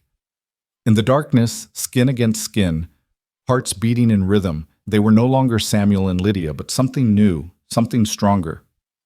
"I love you," Samuel whispered against her hair as they lay entwined afterward. "God, I love you so much it terrifies me." "Why terrified?" "Because I know now what it costs to lose love, and if I lost you—" She pressed her fingers to his lips. "You won't lose me. I'm too stubborn to leave." He laughed, the sound rumbling through his chest. "That you are, my beautiful, stubborn, brave wife." "Your wife?" she repeated wonderingly. "I'm really your wife. For better or worse, though after what we've already been through, I think we've covered worse pretty thoroughly. Then it's all better from here. With you always better." But life, as they would learn, had more challenges in store. A week after the wedding, Lydia woke violently ill. At first they assumed it was something she'd eaten, but when the sickness continued morning after morning, Mrs. Patterson pulled Samuel aside with a knowing smile. "When was the last time your wife had her monthly courses?" Samuel flushed. That's not... How would I know that? Ask her, but I'd wager my best bonnet that you'll be a father again come spring." The doctor confirmed it a few days later. Lydia was pregnant. The joy on Samuel's face was incandescent, but Lydia saw the shadow of fear there too. "You're thinking of Margaret," she said softly as they sat together after the doctor left. "She was healthy through most of it," Samuel said, his voice tight. "Then at the end, complications. There was so much blood." "I'm not Margaret. This isn't that pregnancy. We can't live in fear of history repeating." "I know. Logically, I know. But Lydia, if something happened to you, then you'd survive just as you survived before. But nothing will happen. This baby is strong. I can feel it. A fighter, like its parents." The pregnancy became known quickly in a town starved for gossip. Such news traveled fast. Reactions were mixed. Some, like Mrs. Brennan and Miss Fletcher, offered genuine congratulations and support. Others made snide comments about the haste of it, implying the pregnancy was why Samuel had married her. "Let them count backwards all they want," Samuel said dismissively when Lydia fretted. "They'll see the baby comes at 9 months, not 7. As autumn progressed and Lydia's condition became visible, something unexpected happened. The town's attitude began to shift. Perhaps it was the image of new life, or the way Samuel doted on his pregnant wife, or simply exhaustion with maintaining such virulent hatred. Whatever the cause, the harassment lessened. Orders for cattle resumed. Invitations, tentative but genuine, began to arrive. The turning point came at Thanksgiving. Lydia, now 6 months pregnant and glowing with health, insisted on hosting a dinner for all the ranch hands and their families, as well as any townspeople who wished to come. It was a risk they could be humiliated if no one showed. But they came. First the ranch families, then Miss Fletcher and Mrs. Brennan. Pastor Williams brought several congregants. Even Mr. Morrison appeared, citing business to discuss with Samuel, but staying for dinner. By evening, the house was full of people, laughter, and the smell of roasted turkey. Harriet Morrison arrived last, uninvited but not turned away. She found Lydia in the kitchen, overseeing the meal, despite Samuel's protests that she should rest. "Mrs. Carver," Harriet said stiffly. "Mrs. Morrison," Lydia replied evenly. "There's plenty of food if you'd like to stay." Harriet was silent for a long moment, watching Lydia direct the kitchen staff with easy authority, her hand occasionally resting on her rounded belly. "I owe you an apology," she said suddenly, the words seeming to physically pain her. Lydia nearly dropped the ladle she was holding. I was wrong. About you, about your intentions. Catherine wrote to me from Denver. She's miserable in her marriage, wed to a man she doesn't love, because I pushed her to wait for Samuel. I realized I've spent so much time trying to control what I thought was proper that I forgot what was important. You love him. He loves you. The child you carry will be loved. That's all that really matters, isn't it?" "Yes," Lydia said simply. "That's all that matters." "I'm not saying we'll be friends," Harriet continued, "but perhaps we can be civil. For the sake of the community, if nothing else. I'd like that." Harriet nodded stiffly and left. But her presence at the dinner, her public acknowledgement of Lydia as Mrs. Carver, marked a sea change in the town's attitude. Winter came early that year, blanketing the valley in snow by early December. Lydia, now heavily pregnant, nested frantically preparing the nursery that had stood empty since James's death. Samuel watched her work with a mixture of joy and anxiety, the approaching birth bringing back memories he'd tried to bury. "The cradle was James's," he said one evening, running his hand over the polished wood. "My grandfather made it." "Then it's perfect," Lydia said, placing a newly sewn blanket inside. Old love, cradling new love. On Christmas Eve, they attended midnight mass at Father Miguel's mission. The small chapel was packed Catholics and Protestants alike, coming together for the Holy Night. As they sang Silent Night, snow began to fall outside, and Lydia felt the baby move strongly within her. "Active tonight," she whispered to Samuel. "Christmas baby," he wondered. Maybe. Or maybe just excited about the singing. But the baby waited until New Year's Eve. Lydia woke at dawn with pains trying to hide them from Samuel, at first not wanting to worry him unnecessarily. But by noon, there was no hiding it, the baby was coming. Dr. Morrison was summoned along with Mrs. Patterson and the midwife. Samuel was banished from the room, the doctor insisting it was no place for husbands. He paced the hallway like a caged animal, every cry from Lydia sending spikes of fear through his heart. "She's strong," Eleanor Ashford said. She and Richard had arrived for Christmas and stayed sensing they were needed. "Stronger than Margaret in some ways. She'll be fine." "You can't know that." "No," Eleanor admitted. "But I believe it. This story isn't meant to end in tragedy, Samuel. You've had enough of that." Hour after hour passed. The sun set. 1895 gave way to 1896, and still Lydia labored. Samuel could hear her growing weaker, the cries becoming whimpers, and finally, terrifying silence. He pushed into the room despite protests. Lydia lay pale and exhausted on the bed, the sheets stained with blood. Too much blood, his panicked mind insisted. The doctor worked frantically while Mrs. Patterson held a wrapped bundle. "Lydia!" Samuel rushed to her side, taking her limp hand, her eyes fluttered open. "Samuel," her voice was barely a whisper. "The baby?" "A girl," Mrs. Patterson said, bringing the bundle closer. "Perfect and healthy, with her mother's red hair." "A girl!" Lydia breathed, tears sliding down her cheeks. "Margaret would have loved a daughter." "Lydia, stay with me," Samuel pleaded as her eyes began to close again. "Tired," she mumbled. "So tired." "The bleeding stopped," Dr. Morrison announced. "She's lost a lot of blood, but she'll recover with rest and care." Samuel didn't leave her side for 3 days, holding their daughter, whom they named Emma Margaret, while Lydia slept and healed. When she finally woke, fully clear-eyed and hungry, he broke down completely, sobbing against her shoulder while she held him. "I thought I was losing you." "Never," she promised. "I told you I was too stubborn to leave." Emma's birth completed something in the town's acceptance of them. A baby had a way of softening even hard hearts, and Emma was a particularly charming baby, alert, curious with her mother's green eyes and her father's strong chin. When Lydia first brought her to town, bundled against the February cold, people stopped to admire her. Harriet Morrison herself knitted a blanket. The schoolmarm promised a place in her class when the time came. Even Catherine, visiting from Denver, sent a silver rattle with a note of congratulations that seemed genuine. But the truest sign of acceptance came that spring when the town council approached Samuel about hosting the Founders' Day dance again. "It's tradition," Mayor Henderson said. "The Carvers have always hosted it. Last year at the Morrison Ranch was, well, it wasn't the same." Samuel looked at Lydia, who was nursing Emma in the parlor. She nodded, smiling. "We'd be honored," Samuel said. The 1896 Founders' Day dance was the largest in memory. The barn was decorated with lanterns and spring flowers. The tables groaned with food, and the band played until dawn. Samuel and Lydia opened the dancing with a waltz, Emma sleeping in her grandmother Eleanor's arms, and this time there were no whispers except admiring ones.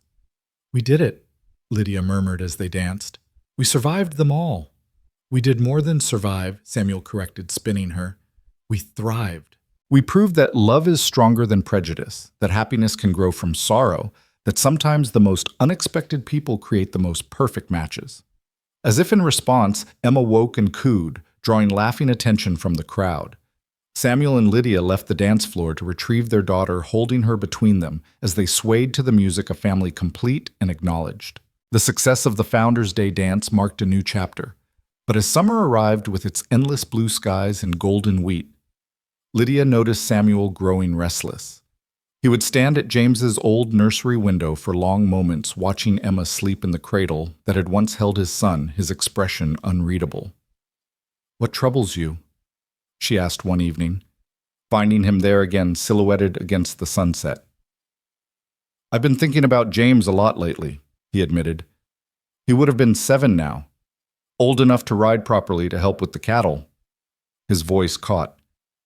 "Sometimes I watch Emma and wonder if I'm betraying his memory by being so happy." Lydia moved behind him, wrapping her arms around his waist. "You're honoring it. Every smile Emma brings you, every moment of joy, that's James's legacy too. He taught you how to be a father, even if only for a brief time. I want to do something for him, something lasting." "What did you have in mind?" Samuel turned in her arms, his eyes bright with purpose. "A school. A proper school for the valley. Not just the one-room schoolhouse in town. Something James would have attended, would have been proud of." The idea took root and grew quickly. Samuel threw himself into the project with an energy Lydia hadn't seen before, drafting plans, consulting architects from Denver, setting aside land on the eastern edge of the ranch. But when he presented the idea to the town council, he met unexpected resistance. "We have a school," Mayor Henderson pointed out. "Miss Fletcher does fine work." "She does?" Samuel agreed. "But she has 40 students in one room, ages 6 to 16. We could do better. We should do better." "And who would pay for this grand institution?" Mr. Morrison asked, though his tone was more curious than hostile. "I would for the building and initial costs. The town would need to support the teachers' salaries going forward." "Why should we trust you won't use this school to push your own ideas?" This from Mrs. Collins, one of Harriet Morrison's circle. "To influence our children." Samuel's jaw clenched, but Lydia stood Emma on her hip and addressed the room. "Because the school won't be ours. It will be yours, all of ours. Samuel isn't asking to control it, just to give it life. The James Carver Memorial School will belong to the valley, to every child who walks through its doors seeking knowledge." "You'd name it after your son?" Miss Fletcher asked softly. "If the town approves," Samuel said. He loved learning, even at 4. He would have wanted other children to have every opportunity. The vote was close, but positive. Construction began in late summer, and by November the building stood complete, 2 stories of red brick with large windows, 3 classrooms, and a library that Lydia insisted upon. The dedication ceremony was held on a crisp December day with James's birthday. The whole town gathered, even those who'd been most resistant. A small bronze plaque by the door read, "In memory of James Samuel Carver, 1889-1893. May all who enter here find the joy of learning he never got to finish discovering." Eleanor Ashford, visiting for the occasion, wept openly. "Margaret would be so proud," she told Samuel. "You've turned grief into gift." Miss Fletcher was named head teacher with 2 young women from Denver hired to assist. Enrollment was immediate and enthusiastic. Even families who'd been hostile to Samuel couldn't resist the lure of proper education for their children. But the school brought unexpected challenges. One of the new teachers, Miss Sarah Whitman, was young, pretty, and had modern ideas about education that scandalized some parents. She believed girls should learn mathematics beyond basic arithmetic, that children should read contemporary literature alongside classics, that science should include Darwin's theories. "She's filling their heads with nonsense," Mrs. Collins complained at a town meeting in January. "My daughter came home talking about women attending university." "And what's wrong with that?" Lydia asked, standing with Emma now, 1-year-old balanced on her hip. The child had her mother's red hair but her father's gray eyes, a striking combination that drew attention wherever they went. "It's not natural. Women belong in the home." "Yet you're here at a town meeting speaking publicly about political matters," Lydia pointed out. "That's not very domestic of you." Snickers rippled through the crowd, and Mrs. Collins flushed. That's different. Is it education doesn't make women less feminine, Mrs. Collins? It makes them more capable mothers, wives, and yes, citizens. Would you deny your daughter the tools to fully participate in the world?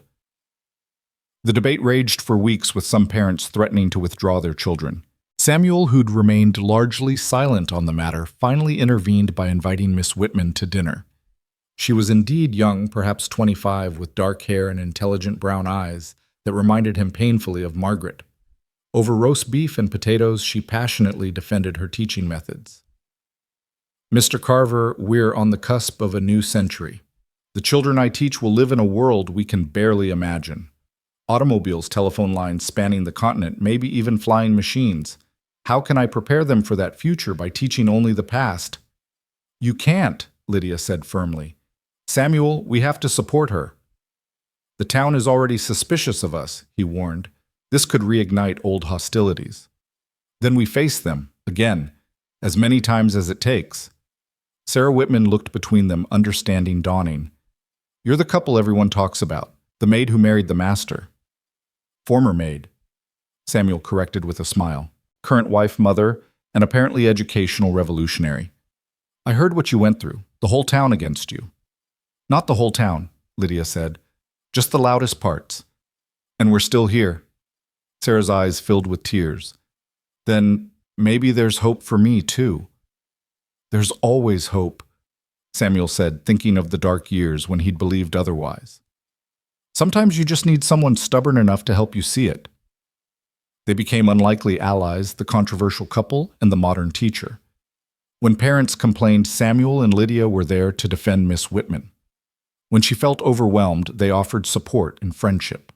The friendship proved particularly valuable when, in March, Lydia discovered she was pregnant again. This time the fear was immediate and overwhelming. The memory of Emma's difficult birth, the blood, the terror of almost losing her, it all came rushing back. We don't have to have another, Samuel said when she told him, his face pale. Emma is enough, more than enough. No, Lydia said firmly, though her hand trembled as she placed it over her still flat stomach. This child is meant to be. I can feel it. You almost died last time.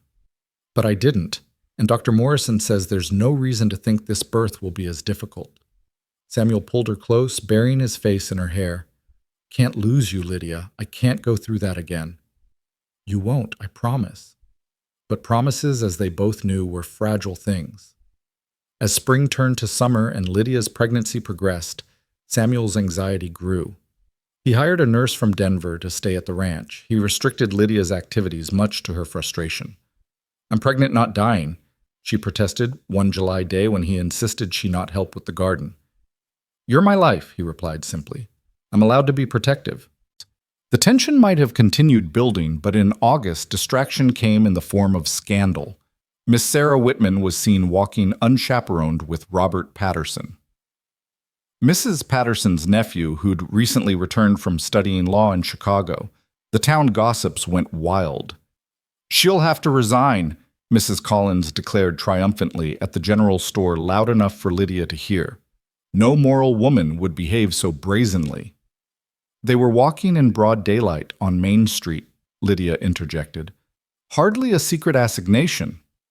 Unchaperoned, and she's supposed to be teaching our daughters propriety. She's supposed to be teaching them mathematics and literature, Lydia corrected. Her personal life, conducted with perfect respectability, is her own business. But the pressure mounted. Parents pulled children from Sarah's classes. The school board called a special meeting. Sarah arrived at the Carver Ranch in tears the night before, Robert Patterson at her side. We haven't done anything improper, she insisted. We've fallen in love, yes, but we've been completely respectable. Then marry her, Samuel said bluntly to Robert. Quickly, quietly, and present them with a fait accompli. I've asked, Robert said miserably. She won't have me. Everyone turned to Sarah in surprise. She lifted her chin defiantly. If I marry, I'll have to resign anyway. Married women can't teach. It's the rule. Then we change the rule, Lydia said. How? By fighting. By refusing to accept that marriage makes a woman less capable of teaching. By standing together. The school board meeting was packed. Sarah sat at the front, composed despite the hostility radiating from certain quarters. The board 5 men, including Samuel, who'd been appointed after donating the building, listened to complaint after complaint about Sarah's moral failings and dangerous ideas. Finally, Samuel stood. I'd like to point out that Miss Whitman has broken no laws, no contracts, and no moral codes. She's walked publicly with a respectable man who wishes to marry her. If that's grounds for dismissal, then we should also dismiss Mr. Henderson for being seen drinking at the saloon, Mr. Morrison for his well-known poker games, and myself for marrying a woman. Some of you still consider beneath my station. That's different, Mrs. Collins sputtered. How? This from Lydia, who stood despite her heavy pregnancy. Because they're men, because their indiscretions are acceptable, while a woman's perfectly normal courtship is not. The rule is clear, Board Member Thompson said. Married women cannot teach. Then change the rule, Robert Patterson said, standing. Sarah is brilliant. She's transformed our children's education in less than a year. Would you really lose her because she chose to accept my proposal? You're engaged, Mrs. Collins gasped. We are now, Sarah said, as Robert dropped to one knee, right there in the meeting. Sarah Whitman, will you marry me and continue teaching and prove to this town that a woman can be both wife and professional? Yes, she said, tears streaming down her face. The room erupted in chaos. Some cheered, others protested. Samuel called for order and forced a vote. By a margin of 3-2, the board voted to allow married women to teach contingent on maintaining proper moral standards. The wedding was held in September at the Carver Ranch, a simple affair that nonetheless drew half the town. Lydia, now 8 months pregnant, served as matron of honor despite Samuel's protests. I'm not missing this, she insisted.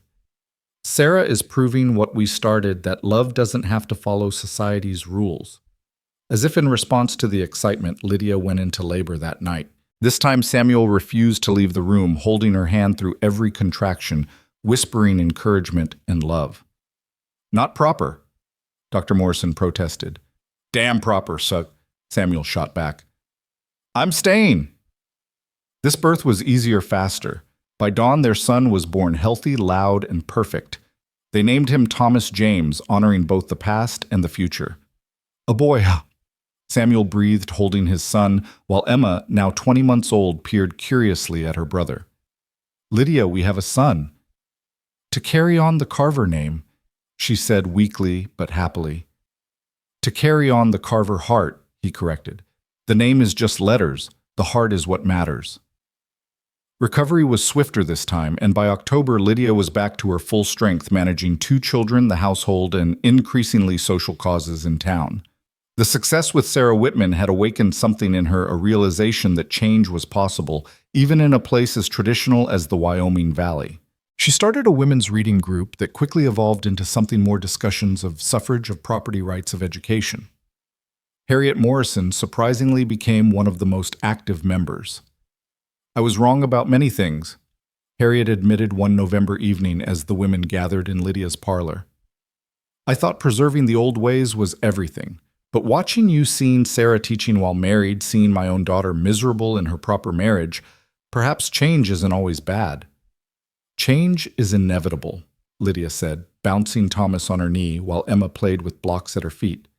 We can either guide it or be crushed by it. The group grew, attracting women from all social levels. The maid and the mayor's wife sat side by side discussing Mary Wollstonecraft and Susan B. Anthony. Some husbands protested, but Samuel publicly supported the group, even attending one meeting to speak about property rights from a legal perspective. My wife owns half of everything I have, he announced, shocking many. Not legally, perhaps, but morally, absolutely. Her work in this home, raising our children, managing our social obligations, that has value equal to my work with cattle and contracts. You're giving her ideas, Morrison warned him afterward. She already had ideas. I'm just giving her room to express them. Winter came hard and fast that year, but the Carver house remained warm with activity. The children thrived, Emma, toddling everywhere, getting into everything while Thomas grew round and happy. The reading group continued meeting despite the snow. The school flourished with Sarah Whitman Patterson teaching with renewed passion. But in February 1897, news arrived that would change everything. Gold had been discovered in the Klondike, and suddenly men were leaving the valley in droves seeking fortune in the frozen north. Ranch hands quit without notice. Businesses struggled without workers. Even Robert Patterson considered going through. Sarah's tears dissuaded him. "This could ruin us," Samuel told Lydia one night as they reviewed the ranch accounts. "I've lost 15 men this week alone." "Or it could save us," she said thoughtfully. "What do you mean?" "Think about it. All these men leaving, but their families staying. Women who need work need income. Why not hire them? Women for ranch work. Not the heavy labor, but there's plenty else. Bookkeeping, supply management, even some of the cattle work. I've seen ranchers' daughters who can ride and rope as well as any man." Samuel stared at her. "The town would explode."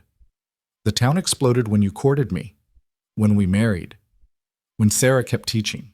Each time we survived and they adapted. This is different. This is business. Everything's business, Samuel, and good business means adapting to circumstances." The idea was radical, but necessity drove innovation. Samuel carefully selected his first female employees, widows and spinsters who desperately needed work. He started them in traditional roles, cooking laundry, then gradually expanded their responsibilities. Mary O'Brien, whose husband had died in a ranch accident the previous year, proved brilliant with numbers and took over much of the bookkeeping. Agnes Fletcher, the schoolmarm's sister, had grown up on a ranch and could handle horses better than most men. Even young Tom, the former stable boy, now grown to 18, supported the changes. "Don't see why women can't work, he said simply. "My ma worked herself to death keeping us kids fed after Pa died. Least this way they get paid fair for it." Not everyone approved. A group of remaining ranch hands quit in protest. Some businesses refused to deal with Samuel, but the women workers proved their worth and pragmatism slowly won over prejudice. Other ranchers desperate for workers began following Samuel's example. Spring arrived with unusual warmth, melting snow, and swelling streams. It was during this thaw that tragedy struck again, though not in the way anyone expected. Emma, now 2.5, had developed her father's adventurous spirit and her mother's determination. Despite constant supervision, she managed to slip away one April afternoon while Lydia was nursing Thomas and Samuel was dealing with a cattle crisis. The search began immediately when her absence was discovered. The entire household, the ranch hands both male and female, and soon half the town joined in, as the sun set with no sign of her panic set in. "The stream?" Lydia gasped, her face white with terror. "She loves watching the water." They found her just after dark, not in the stream, but beside it, curled up and sleeping under a cottonwood tree, her favorite doll clutched in her arms. She was cold, hungry, and frightened when awakened, but unharmed. As Samuel carried her home, Lydia walking beside them with Thomas in her arms. The search party following with lanterns, something shifted in the community. The shared fear, the collective relief had united them in a way years of gradual acceptance hadn't quite managed. Mrs. Collins, of all people, touched Lydia's arm gently. "I'm glad she's safe. Children are precious no matter anything else." "Thank you," Lydia said, and meant it. That night, as they tucked Emma into bed with extra blankets and kisses, Samuel and Lydia held each other tightly. "I thought we'd lost her," he whispered. "Just like James. The same age he was when... But we didn't lose her. She's here safe, probably planning her next adventure already. How do you do it? How do you stay so strong?" "Because I have to. Because our children need me to. Because you need me to." She cupped his face. "And because I learned from watching you survive the worst loss imaginable. If you could do that, I can do anything." The summer of 1897 brought unexpected prosperity. The women workers had proven so efficient that the ranch's productivity actually increased. Orders poured in from the mining camps up north, desperate for beef. Samuel expanded operations, hiring more women and even some of the older children for light work. The school, too, was thriving. Sarah Whitman Patterson was pregnant but continued teaching, another barrier broken. Miss Fletcher had implemented some of Sarah's modern methods and test scores from the state examination put the James Carver Memorial School among the top in Wyoming. In August, Lydia organized the Valley's first harvest festival, with integrated planning, not just the wealthy women making decisions, while the working women did labor, but all working together. The festival was held on the Carver Ranch, with games competitions and a dance that lasted until dawn. "Look at this," Samuel said to Lydia as they watched the crowd from their porch. Emma played with other children regardless of their parents' social status, while Thomas crawled determinedly after them. 5 years ago, this would have been impossible. 5 years ago, we were impossible, Lydia reminded him. Now we're inevitable. Inevitable. Love always is eventually. As autumn painted the valley in gold and crimson news came that would test their progress. A new territorial governor had been appointed, one with decidedly traditional views about women's roles. He was touring the territory, and the Carver Ranch, as one of the most successful, was on his itinerary. He could make trouble, Samuel warned at a planning meeting. If he objects to our employment practices, then we show him results, Lydia said firmly. Numbers don't lie. The ranch is more profitable than ever. Governor Harrison arrived on a crisp October day with an entourage of officials and reporters. He was a stern man in his 60s with mutton-chop whiskers and a skeptical expression that deepened when he saw women working alongside men in the ranch operations. "Mr. Carver," he said coolly, "I've heard interesting things about your experiments here." "Not experiments, Governor. Adaptations to circumstances. You're employing women in men's work. I'm employing capable people in necessary work." The governor's tour was tense. He questioned everything criticized frequently and seemed determined to find fault. But the numbers Samuel presented were undeniable: productivity, up 30% costs, down 20% accident rates, lower than traditional operations. The turning point came at dinner. Eleanor and Richard Ashford had arrived for the occasion, and Eleanor engaged the governor in conversation about his own daughter, who lived back east. "She's brilliant," the governor admitted with paternal pride. "Wants to attend college, if you can imagine." "I can," Eleanor said smoothly. "Education opens doors for women that were closed to our generation. But what use is education if they're just to marry and keep house? What use is education for anyone?" Lydia interjected. "To create better citizens, better parents, better human beings. An educated mother raises educated children. An educated wife is a true partner to her husband. An educated woman can contribute to society in countless ways."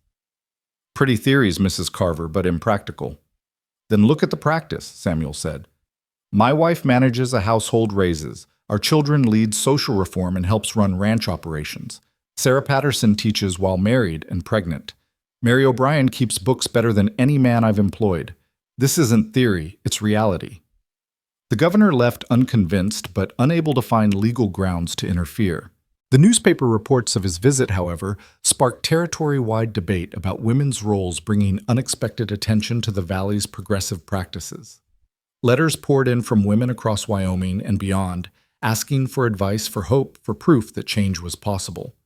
Lydia answered as many as she could, Emma often helping by adding colorful scribbles to the margins.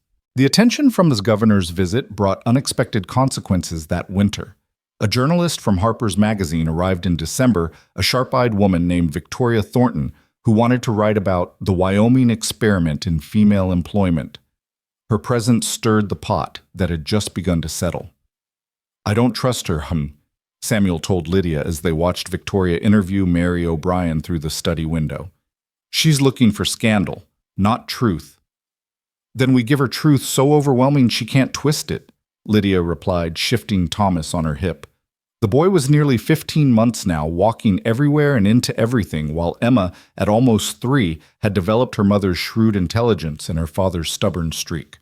Victoria Thornton stayed for 2 weeks, observing everything with her notebook never far from hand. She watched the women workers handle accounts and livestock, attended the reading group, visited the school, where Sarah Patterson, now heavily pregnant, still taught with passion.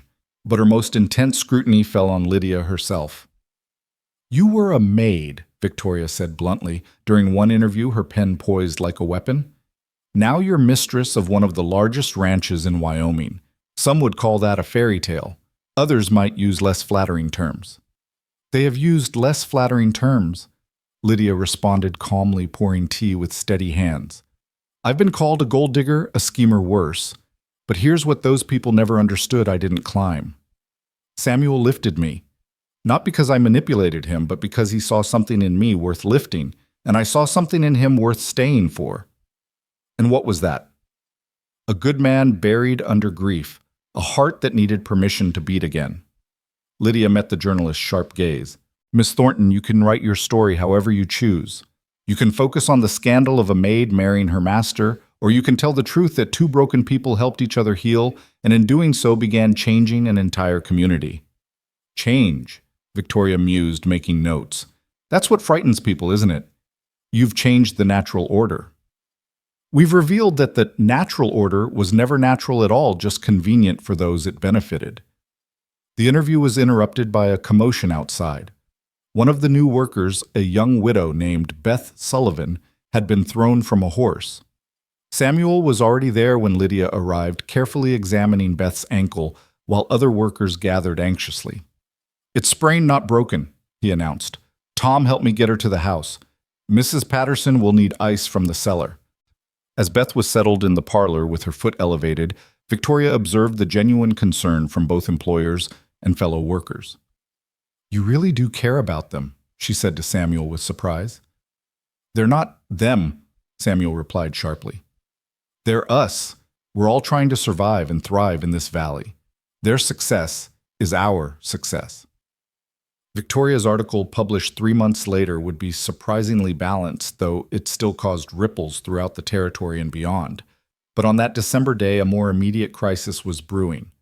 Thomas Brennan had returned to the valley. He appeared at the ranch on a cold Tuesday morning, looking haggard and mean. Prison had not improved him. If anything, it had distilled his bitterness into something more poisonous. "Carver," he said when Samuel met him at the door, refusing to let him enter. "I hear you're hiring women now. How progressive." "What do you want, Brennan?" "What's owed me? You destroyed my life, got me sent to prison." "You destroyed your own life by stealing. I just exposed it. And took everything I had in the process. My position, my future, my good name." "You never had a good name. Now get off my property." Brennan's smile was cold. "Oh, I'll leave, but this isn't over. You've forgotten what it's like to lose everything, Carver. But you'll remember, soon." The threat hung in the air like smoke after Brennan left. Samuel increased security, hired extra men to patrol, but Lydia could see the worry eating at him. "He's just trying to frighten us," she said that night as they lay in bed, though her own voice lacked conviction. "He's succeeding," Samuel admitted. "I have too much to lose now. You, the children. We won't let him take anything from us. We've fought too hard to get here." But Brennan was cleverer than they'd given him credit for. He didn't attack directly. Instead, he began spreading poison through the valley. Not about Lydia this time, but about the women workers. He whispered that they were immoral, that the ranch was becoming a den of iniquity, that Samuel was taking advantage of desperate women.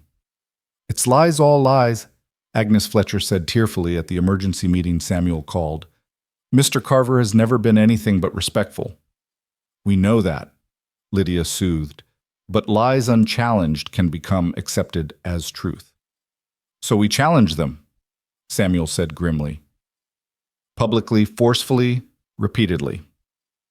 The campaign was exhausting. Every rumor had to be countered, every insinuation addressed.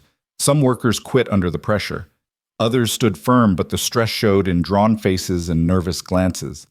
The crisis came to a head in January when Beth Sullivan, the widow who'd sprained her ankle, was found crying in the barn by Sarah Patterson, who'd come to visit despite being days from giving birth. "What happened?" Sarah asked gently. "Mr. Brennan. He cornered me in town.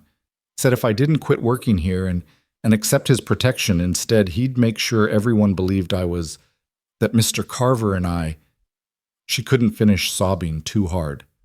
Sarah, despite her condition, marched straight to the house where Samuel and Lydia were reviewing accounts with Mary O'Brien. "Brennan's threatening the women workers now," she announced, trying to force Beth to become his mistress by threatening to spread lies about her and Samuel. Samuel's face went dark as thunder. "That's enough. I'm ending this today." "Samuel, no." Lydia grabbed his arm as he headed for his gun cabinet. "Not with violence. That's what he wants, to provoke you into something that will justify his lies." "Then what?" "We use the law," Mary O'Brien suggested quietly. Blackmail, extortion, harassment, these are crimes. He's too clever to have witnesses. Then we get them, Lydia said with sudden determination. We set a trap. The plan was simple but risky. Beth, with tremendous courage, agreed to meet Brennan again this time with witnesses hidden nearby, including the sheriff, whom Samuel had convinced to participate. The meeting took place behind the general store 3 days later. Brennan, confident in his power over a desperate widow, spoke freely. It's simple, Beth. His voice carried clearly to the hidden listeners. You leave Carver's employ, come work for me in whatever capacity I decide, or I tell everyone you've been warming his bed for money. Who do you think they'll believe, the reformed drunk trying to rebuild his life, or the widow who needed money so badly she'd do anything? Mr. Carver has never touched me. Doesn't matter. The suggestion is enough. Unless, of course, you're sensible. And if I'm not sensible, then your reputation dies, and maybe more than that. Accidents happen on ranches. To women, to children. That was enough. Sheriff Morrison stepped out with his deputies. Thomas Brennan, you're under arrest for extortion and threatening behavior. Brennan tried to run but was quickly caught. As he was dragged away, he screamed obscenities and threats, his mask of calculated cruelty finally slipping to reveal the pathetic, angry man beneath. The arrest and subsequent trial became the Valley's biggest sensation since Samuel and Lydia's wedding. Beth testified bravely, as did several other women who came forward with similar stories of harassment. Brennan was convicted and sentenced to 5 years in territorial prison. This time he wouldn't be coming back. It's over, Samuel said the night of the sentencing, pulling Lydia close. He can't hurt us anymore. It's never really over, Lydia said wisely. There will always be Thomas Brennan's people who hate change, who fear women's strength, but we've shown we can face them. Life settled into a new rhythm as winter gave way to spring. Sarah Patterson gave birth to a daughter in February, returning to teaching just 6 weeks later with the baby in a basket beside her desk, another barrier broken. The women workers, emboldened by the community's support during the Brennan affair, formed an association for mutual support and protection. Emma, now 3.5, had begun attending the school's new kindergarten class, though she regularly announced she already knew everything and wanted to help teach instead. Thomas, approaching 2, had developed an obsession with horses that reminded Samuel painfully and sweetly of James. It was during this peaceful period that Lydia realized she was pregnant again. Already, Samuel said when she told him, his expression mixing joy with concern. Thomas is barely 2. Children come when they will, Lydia replied, though she shared his apprehension. 3 children under 5 would be challenging even with help. This pregnancy felt different from the start, easier in some ways, harder in others. Lydia tired more quickly, her body already worn from 2 previous pregnancies in quick succession. But there was also a sense of completion, as if this child would round out their family in some destined way. Eleanor and Richard arrived for an extended visit in May, wanting to be present for this birth. Eleanor had aged in the years since Margaret's death, but she'd also softened the bitter edges of grief worn smooth by time and the healing presence of grandchildren who carried her daughter's legacy forward. You've given him back his life, Eleanor told Lydia one evening as they watched Samuel playing with Emma and Thomas in the garden. But more than that, you've given him a new life, one Margaret would have celebrated. Sometimes I wonder what she would think of all this, the changes, the controversies. Margaret was quiet, but she had steel in her spine when it mattered. She would have stood with you. She would have been proud to call you sister. The summer of 1898 brought a heat wave that baked the valley golden brown. Cattle had to be moved to higher pastures, the streams ran low, and everyone moved slowly, conserving energy. Lydia, now heavily pregnant, spent most days in the relative cool of the house, managing what she could from her chair while others handled the physical work.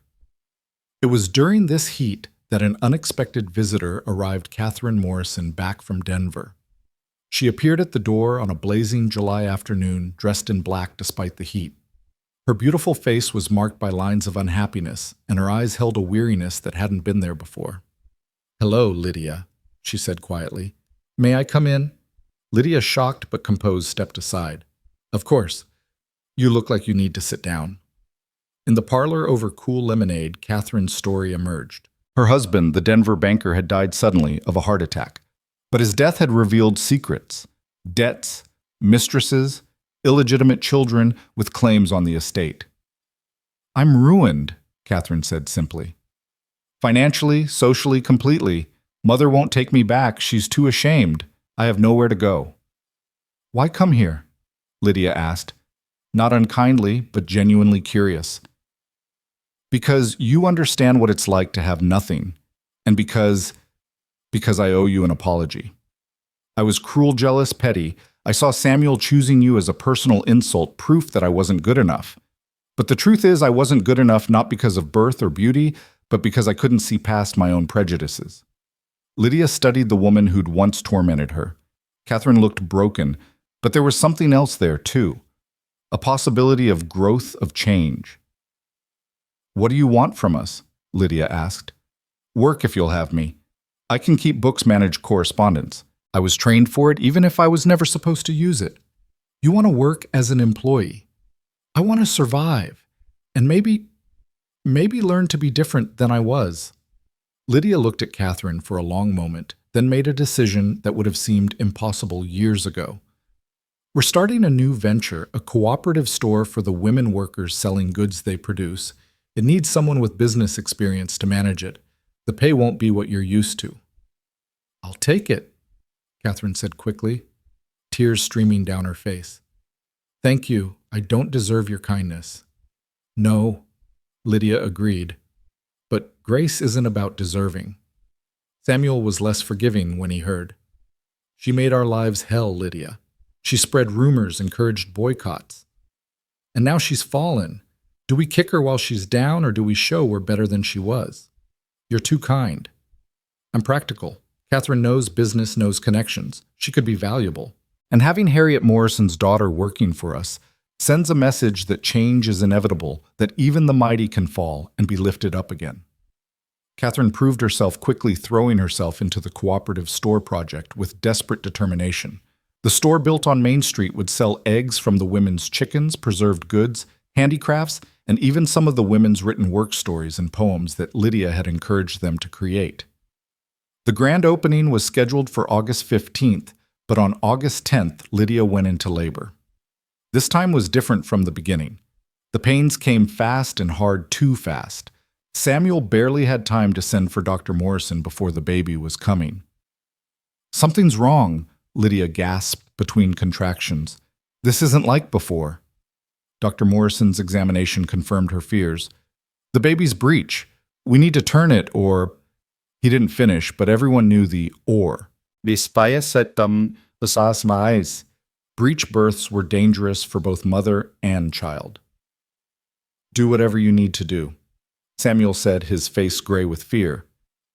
What followed were the longest hours of Samuel's life since Margaret's death. Lydia's screams echoed through the house as the doctor tried to turn the baby. Emma and Thomas were taken to the Pattersons' house, but Samuel stayed holding Lydia's hand, whispering prayers he hadn't said in years. "I can't," Lydia sobbed, at one point her strength failing. "I can't do this." "You can," Samuel insisted. "You're the strongest person I know. You changed this whole valley with your strength. You can do this. If something happens, nothing will happen. Promise me if you have to choose, save the baby." "No." "Samuel." "No, Lydia. I choose you. Always you." Whether it was his words or her own determination, Lydia found reserves of strength she didn't know existed. With one final Herculean effort, the baby was born. A girl, small but perfect, with her father's gray eyes and her mother's fierce spirit. "She's beautiful," Lydia whispered, exhausted but radiant as she held her daughter. "What should we name her?" "Hope," Samuel said immediately, "because that's what she represents. Hope that we can survive anything, overcome anything." "Hope Margaret Carver," Lydia agreed, "for the future and the past." Recovery was slow this time. The birth had taken too much from Lydia, and Dr. Morrison was frank with them. There could be no more children. The damage was too great. "3 is enough," Lydia said, though Samuel saw the sadness in her eyes. 3 beautiful, healthy children. We're blessed." The cooperative store opened a month late with Lydia attending in a wheelchair, still too weak to stand for long. But the turnout was extraordinary. Even Harriet Morrison came publicly supporting her daughter's new position, and by extension, the entire enterprise. "I was wrong," Harriet said quietly to Lydia. About all of this. You've shown me that change doesn't mean destruction. Sometimes it means growth." Fall arrived with unusual beauty. That year, the aspens turning gold earlier than normal, creating a canopy of light across the valley. The ranch thrived, the school flourished, and the cooperative store exceeded all projections. Victoria Thornton's article had been published, bringing curious visitors from across the country to see the Wyoming experiment for themselves. But the greatest test was yet to come. In November, a group of investors from Chicago arrived, led by a man named Harrison Blackwood. They wanted to buy the Carver Ranch, offering 3 times its value. "We're not interested in selling," Samuel told them firmly. "Everyone has a price, Mr. Carver," Blackwood replied smoothly, "and we're prepared to pay it. My family's legacy isn't for sale." "Your family's legacy? You mean the empire built on hiring women for men's wages? That's not a legacy, that's an aberration. We'd restore proper order." "Proper order," Lydia said from her chair by the fire, hope nursing at her breast. "You mean women in the kitchen, men in the fields, and profits in your pockets. The natural way, Mrs. Carver. There's nothing natural about keeping half the population from reaching their potential, Mr. Blackwood." Blackwood turned back to Samuel. "Be reasonable. The offer won't remain open forever, and if you refuse, well, there are other ways to acquire property." "Is that a threat?" "It's a business reality. Money flows like water, Mr. Carver. It can nourish or it can flood. Your choice." After they left, Samuel and Lydia sat in worried silence. They both knew what Blackwood meant. With enough money, he could buy out their contracts, poach their workers, undercut their prices. He could destroy them economically. "We fight," Lydia said finally. "We've fought prejudice. We can fight greed. With what he has more money than God. We have something better. We have community." The battle lines were drawn quickly. Blackwood began his campaign offering double wages to any worker who would leave the Carver Ranch. Some took the offer. Money was money, but surprisingly few. The women workers especially stood firm. "Mr. Carver gave us a chance when no one else would," Mary O'Brien said at a workers' meeting. "That's worth more than extra pay." Blackwood then tried to buy out the ranch's contracts, but found that many buyers, especially those who'd been helped by Samuel during hard times, refused to break their agreements. The conflict escalated when Blackwood tried to have the school board revoke the ranch's tax exemption for the James Carver Memorial School, claiming it was promoting radical ideologies. The board meeting to discuss it was standing room only. Sarah Patterson, now with 2 children but still teaching, spoke passionately. "This school has the highest test scores in Wyoming. Our students go on to university, to careers, to lives of purpose. If that's radical, then perhaps we need more radicalism." Miss Fletcher added her voice. "Mr. Blackwood talks about natural order, but whose nature? Whose order? The only thing threatened by our success is the comfort of those who profit from others' limitations."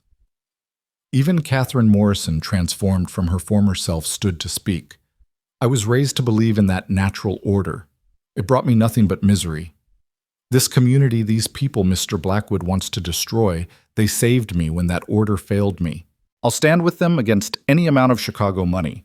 The board voted unanimously to maintain the exemption. Frustrated Blackwood played his final card. He began spreading rumors that Samuel was ill, that the ranch was failing, that anyone associated with it would be dragged down too. He even suggested that Lydia, weakened from childbirth, was dying. "Perhaps we should leave," Samuel said one December night as snow began to fall. "Take the money, start over somewhere else." Lydia looked at him in shock. "Leave? After everything we've built? To protect it. If we're gone, he has no reason to destroy what we've created. If we're gone, he'll destroy it anyway. Samuel, this isn't just about us anymore. It's about every woman working on this ranch, every girl in that school learning she can be more than decoration, every family that's found hope in change. We can't abandon them." "Then what do? We trust in what we've built. We trust our community." As if an answer to her faith, help came from an unexpected source. Theodore Roosevelt, then Assistant Secretary of the Navy and a rising political star, had read Victoria Thornton's article. He was touring the West and decided to visit the ranch that had turned the frontier on its head. His arrival 3 days before Christmas caused a sensation. Blackwood, still in town, tried to monopolize Roosevelt's attention, but the future president was more interested in meeting the workers visiting the school, seeing the cooperative store. "Remarkable, say," Roosevelt said to Samuel and Lydia over dinner. "You've created a microcosm of what America could be, opportunity based on merit, not gender or class." "Mr. Blackwood would disagree," Samuel said carefully. "Blackwood's a dinosaur," Roosevelt said bluntly.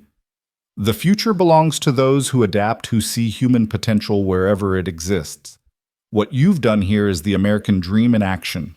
When Roosevelt left, he made a public statement praising the Carver Ranch as a beacon of American innovation and equality. The publicity effectively ended Blackwood's campaign. He slunk back to Chicago, defeated by something money couldn't buy: genuine community support. Christmas 1898 was celebrated with joy and relief.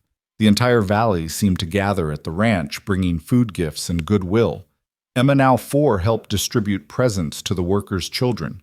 Thomas, 2.5, rode his rocking horse with fierce determination. Hope, 5 months old, gurgled happily in her grandmother Eleanor's arms. "We did it," Samuel said to Lydia as they watched the celebration from their porch. "We survived everything they threw at us." "We did more than survive," Lydia corrected. "We thrived. We changed things. We proved love is stronger than hate, that community is more powerful than money." As if to underscore her words, snow began to fall, soft, gentle flakes that covered the valley in pristine white. The assembled crowd moved inside, filling the house with warmth and laughter. Someone started singing carols, and soon everyone joined in, their voices rising in harmony. Samuel pulled Lydia close, mindful of her still recovering body, but needing the connection. "Do you ever regret it?" "The fight, the struggle, all of it. Never. Every battle was worth it to get here, to this moment with these people, this family, this life." She looked up at him, her green eyes bright with tears and joy. "I was just a maid with dreams too big for my station. You were a frozen heart waiting for spring. Look what we became together." "A force of nature," Samuel said, kissing her gently. "An unstoppable, impossible, beautiful force of nature." As the carols continued and their children played among friends who had become family, Samuel and Lydia stood together no longer. The broken souls who had found each other in grief and loneliness, but whole people who had chosen love over fear, community over isolation, and change over stagnation. The valley stretched out before them, blanketed in snow, but alive with promise. Spring would come again, bringing new growth, new challenges, new possibilities. But whatever came, they would face it together. Samuel and Lydia, their children, their community, proof that love could indeed conquer all that hearts could break and heal, and love again stronger for the breaking. In the warmth of their home, surrounded by voices raised in song, they held each other and their children close, knowing that they had not just survived their story, they had transformed it into something legendary, something that would echo through generations, inspiring others to choose love over convention, courage over comfort, and hope over fear. The richest rancher in Wyoming had found something worth more than all his wealth, a love that had changed not just 2 lives, but an entire community. And that as the snow continued to fall and the carols continued to rise, was the greatest fortune of all.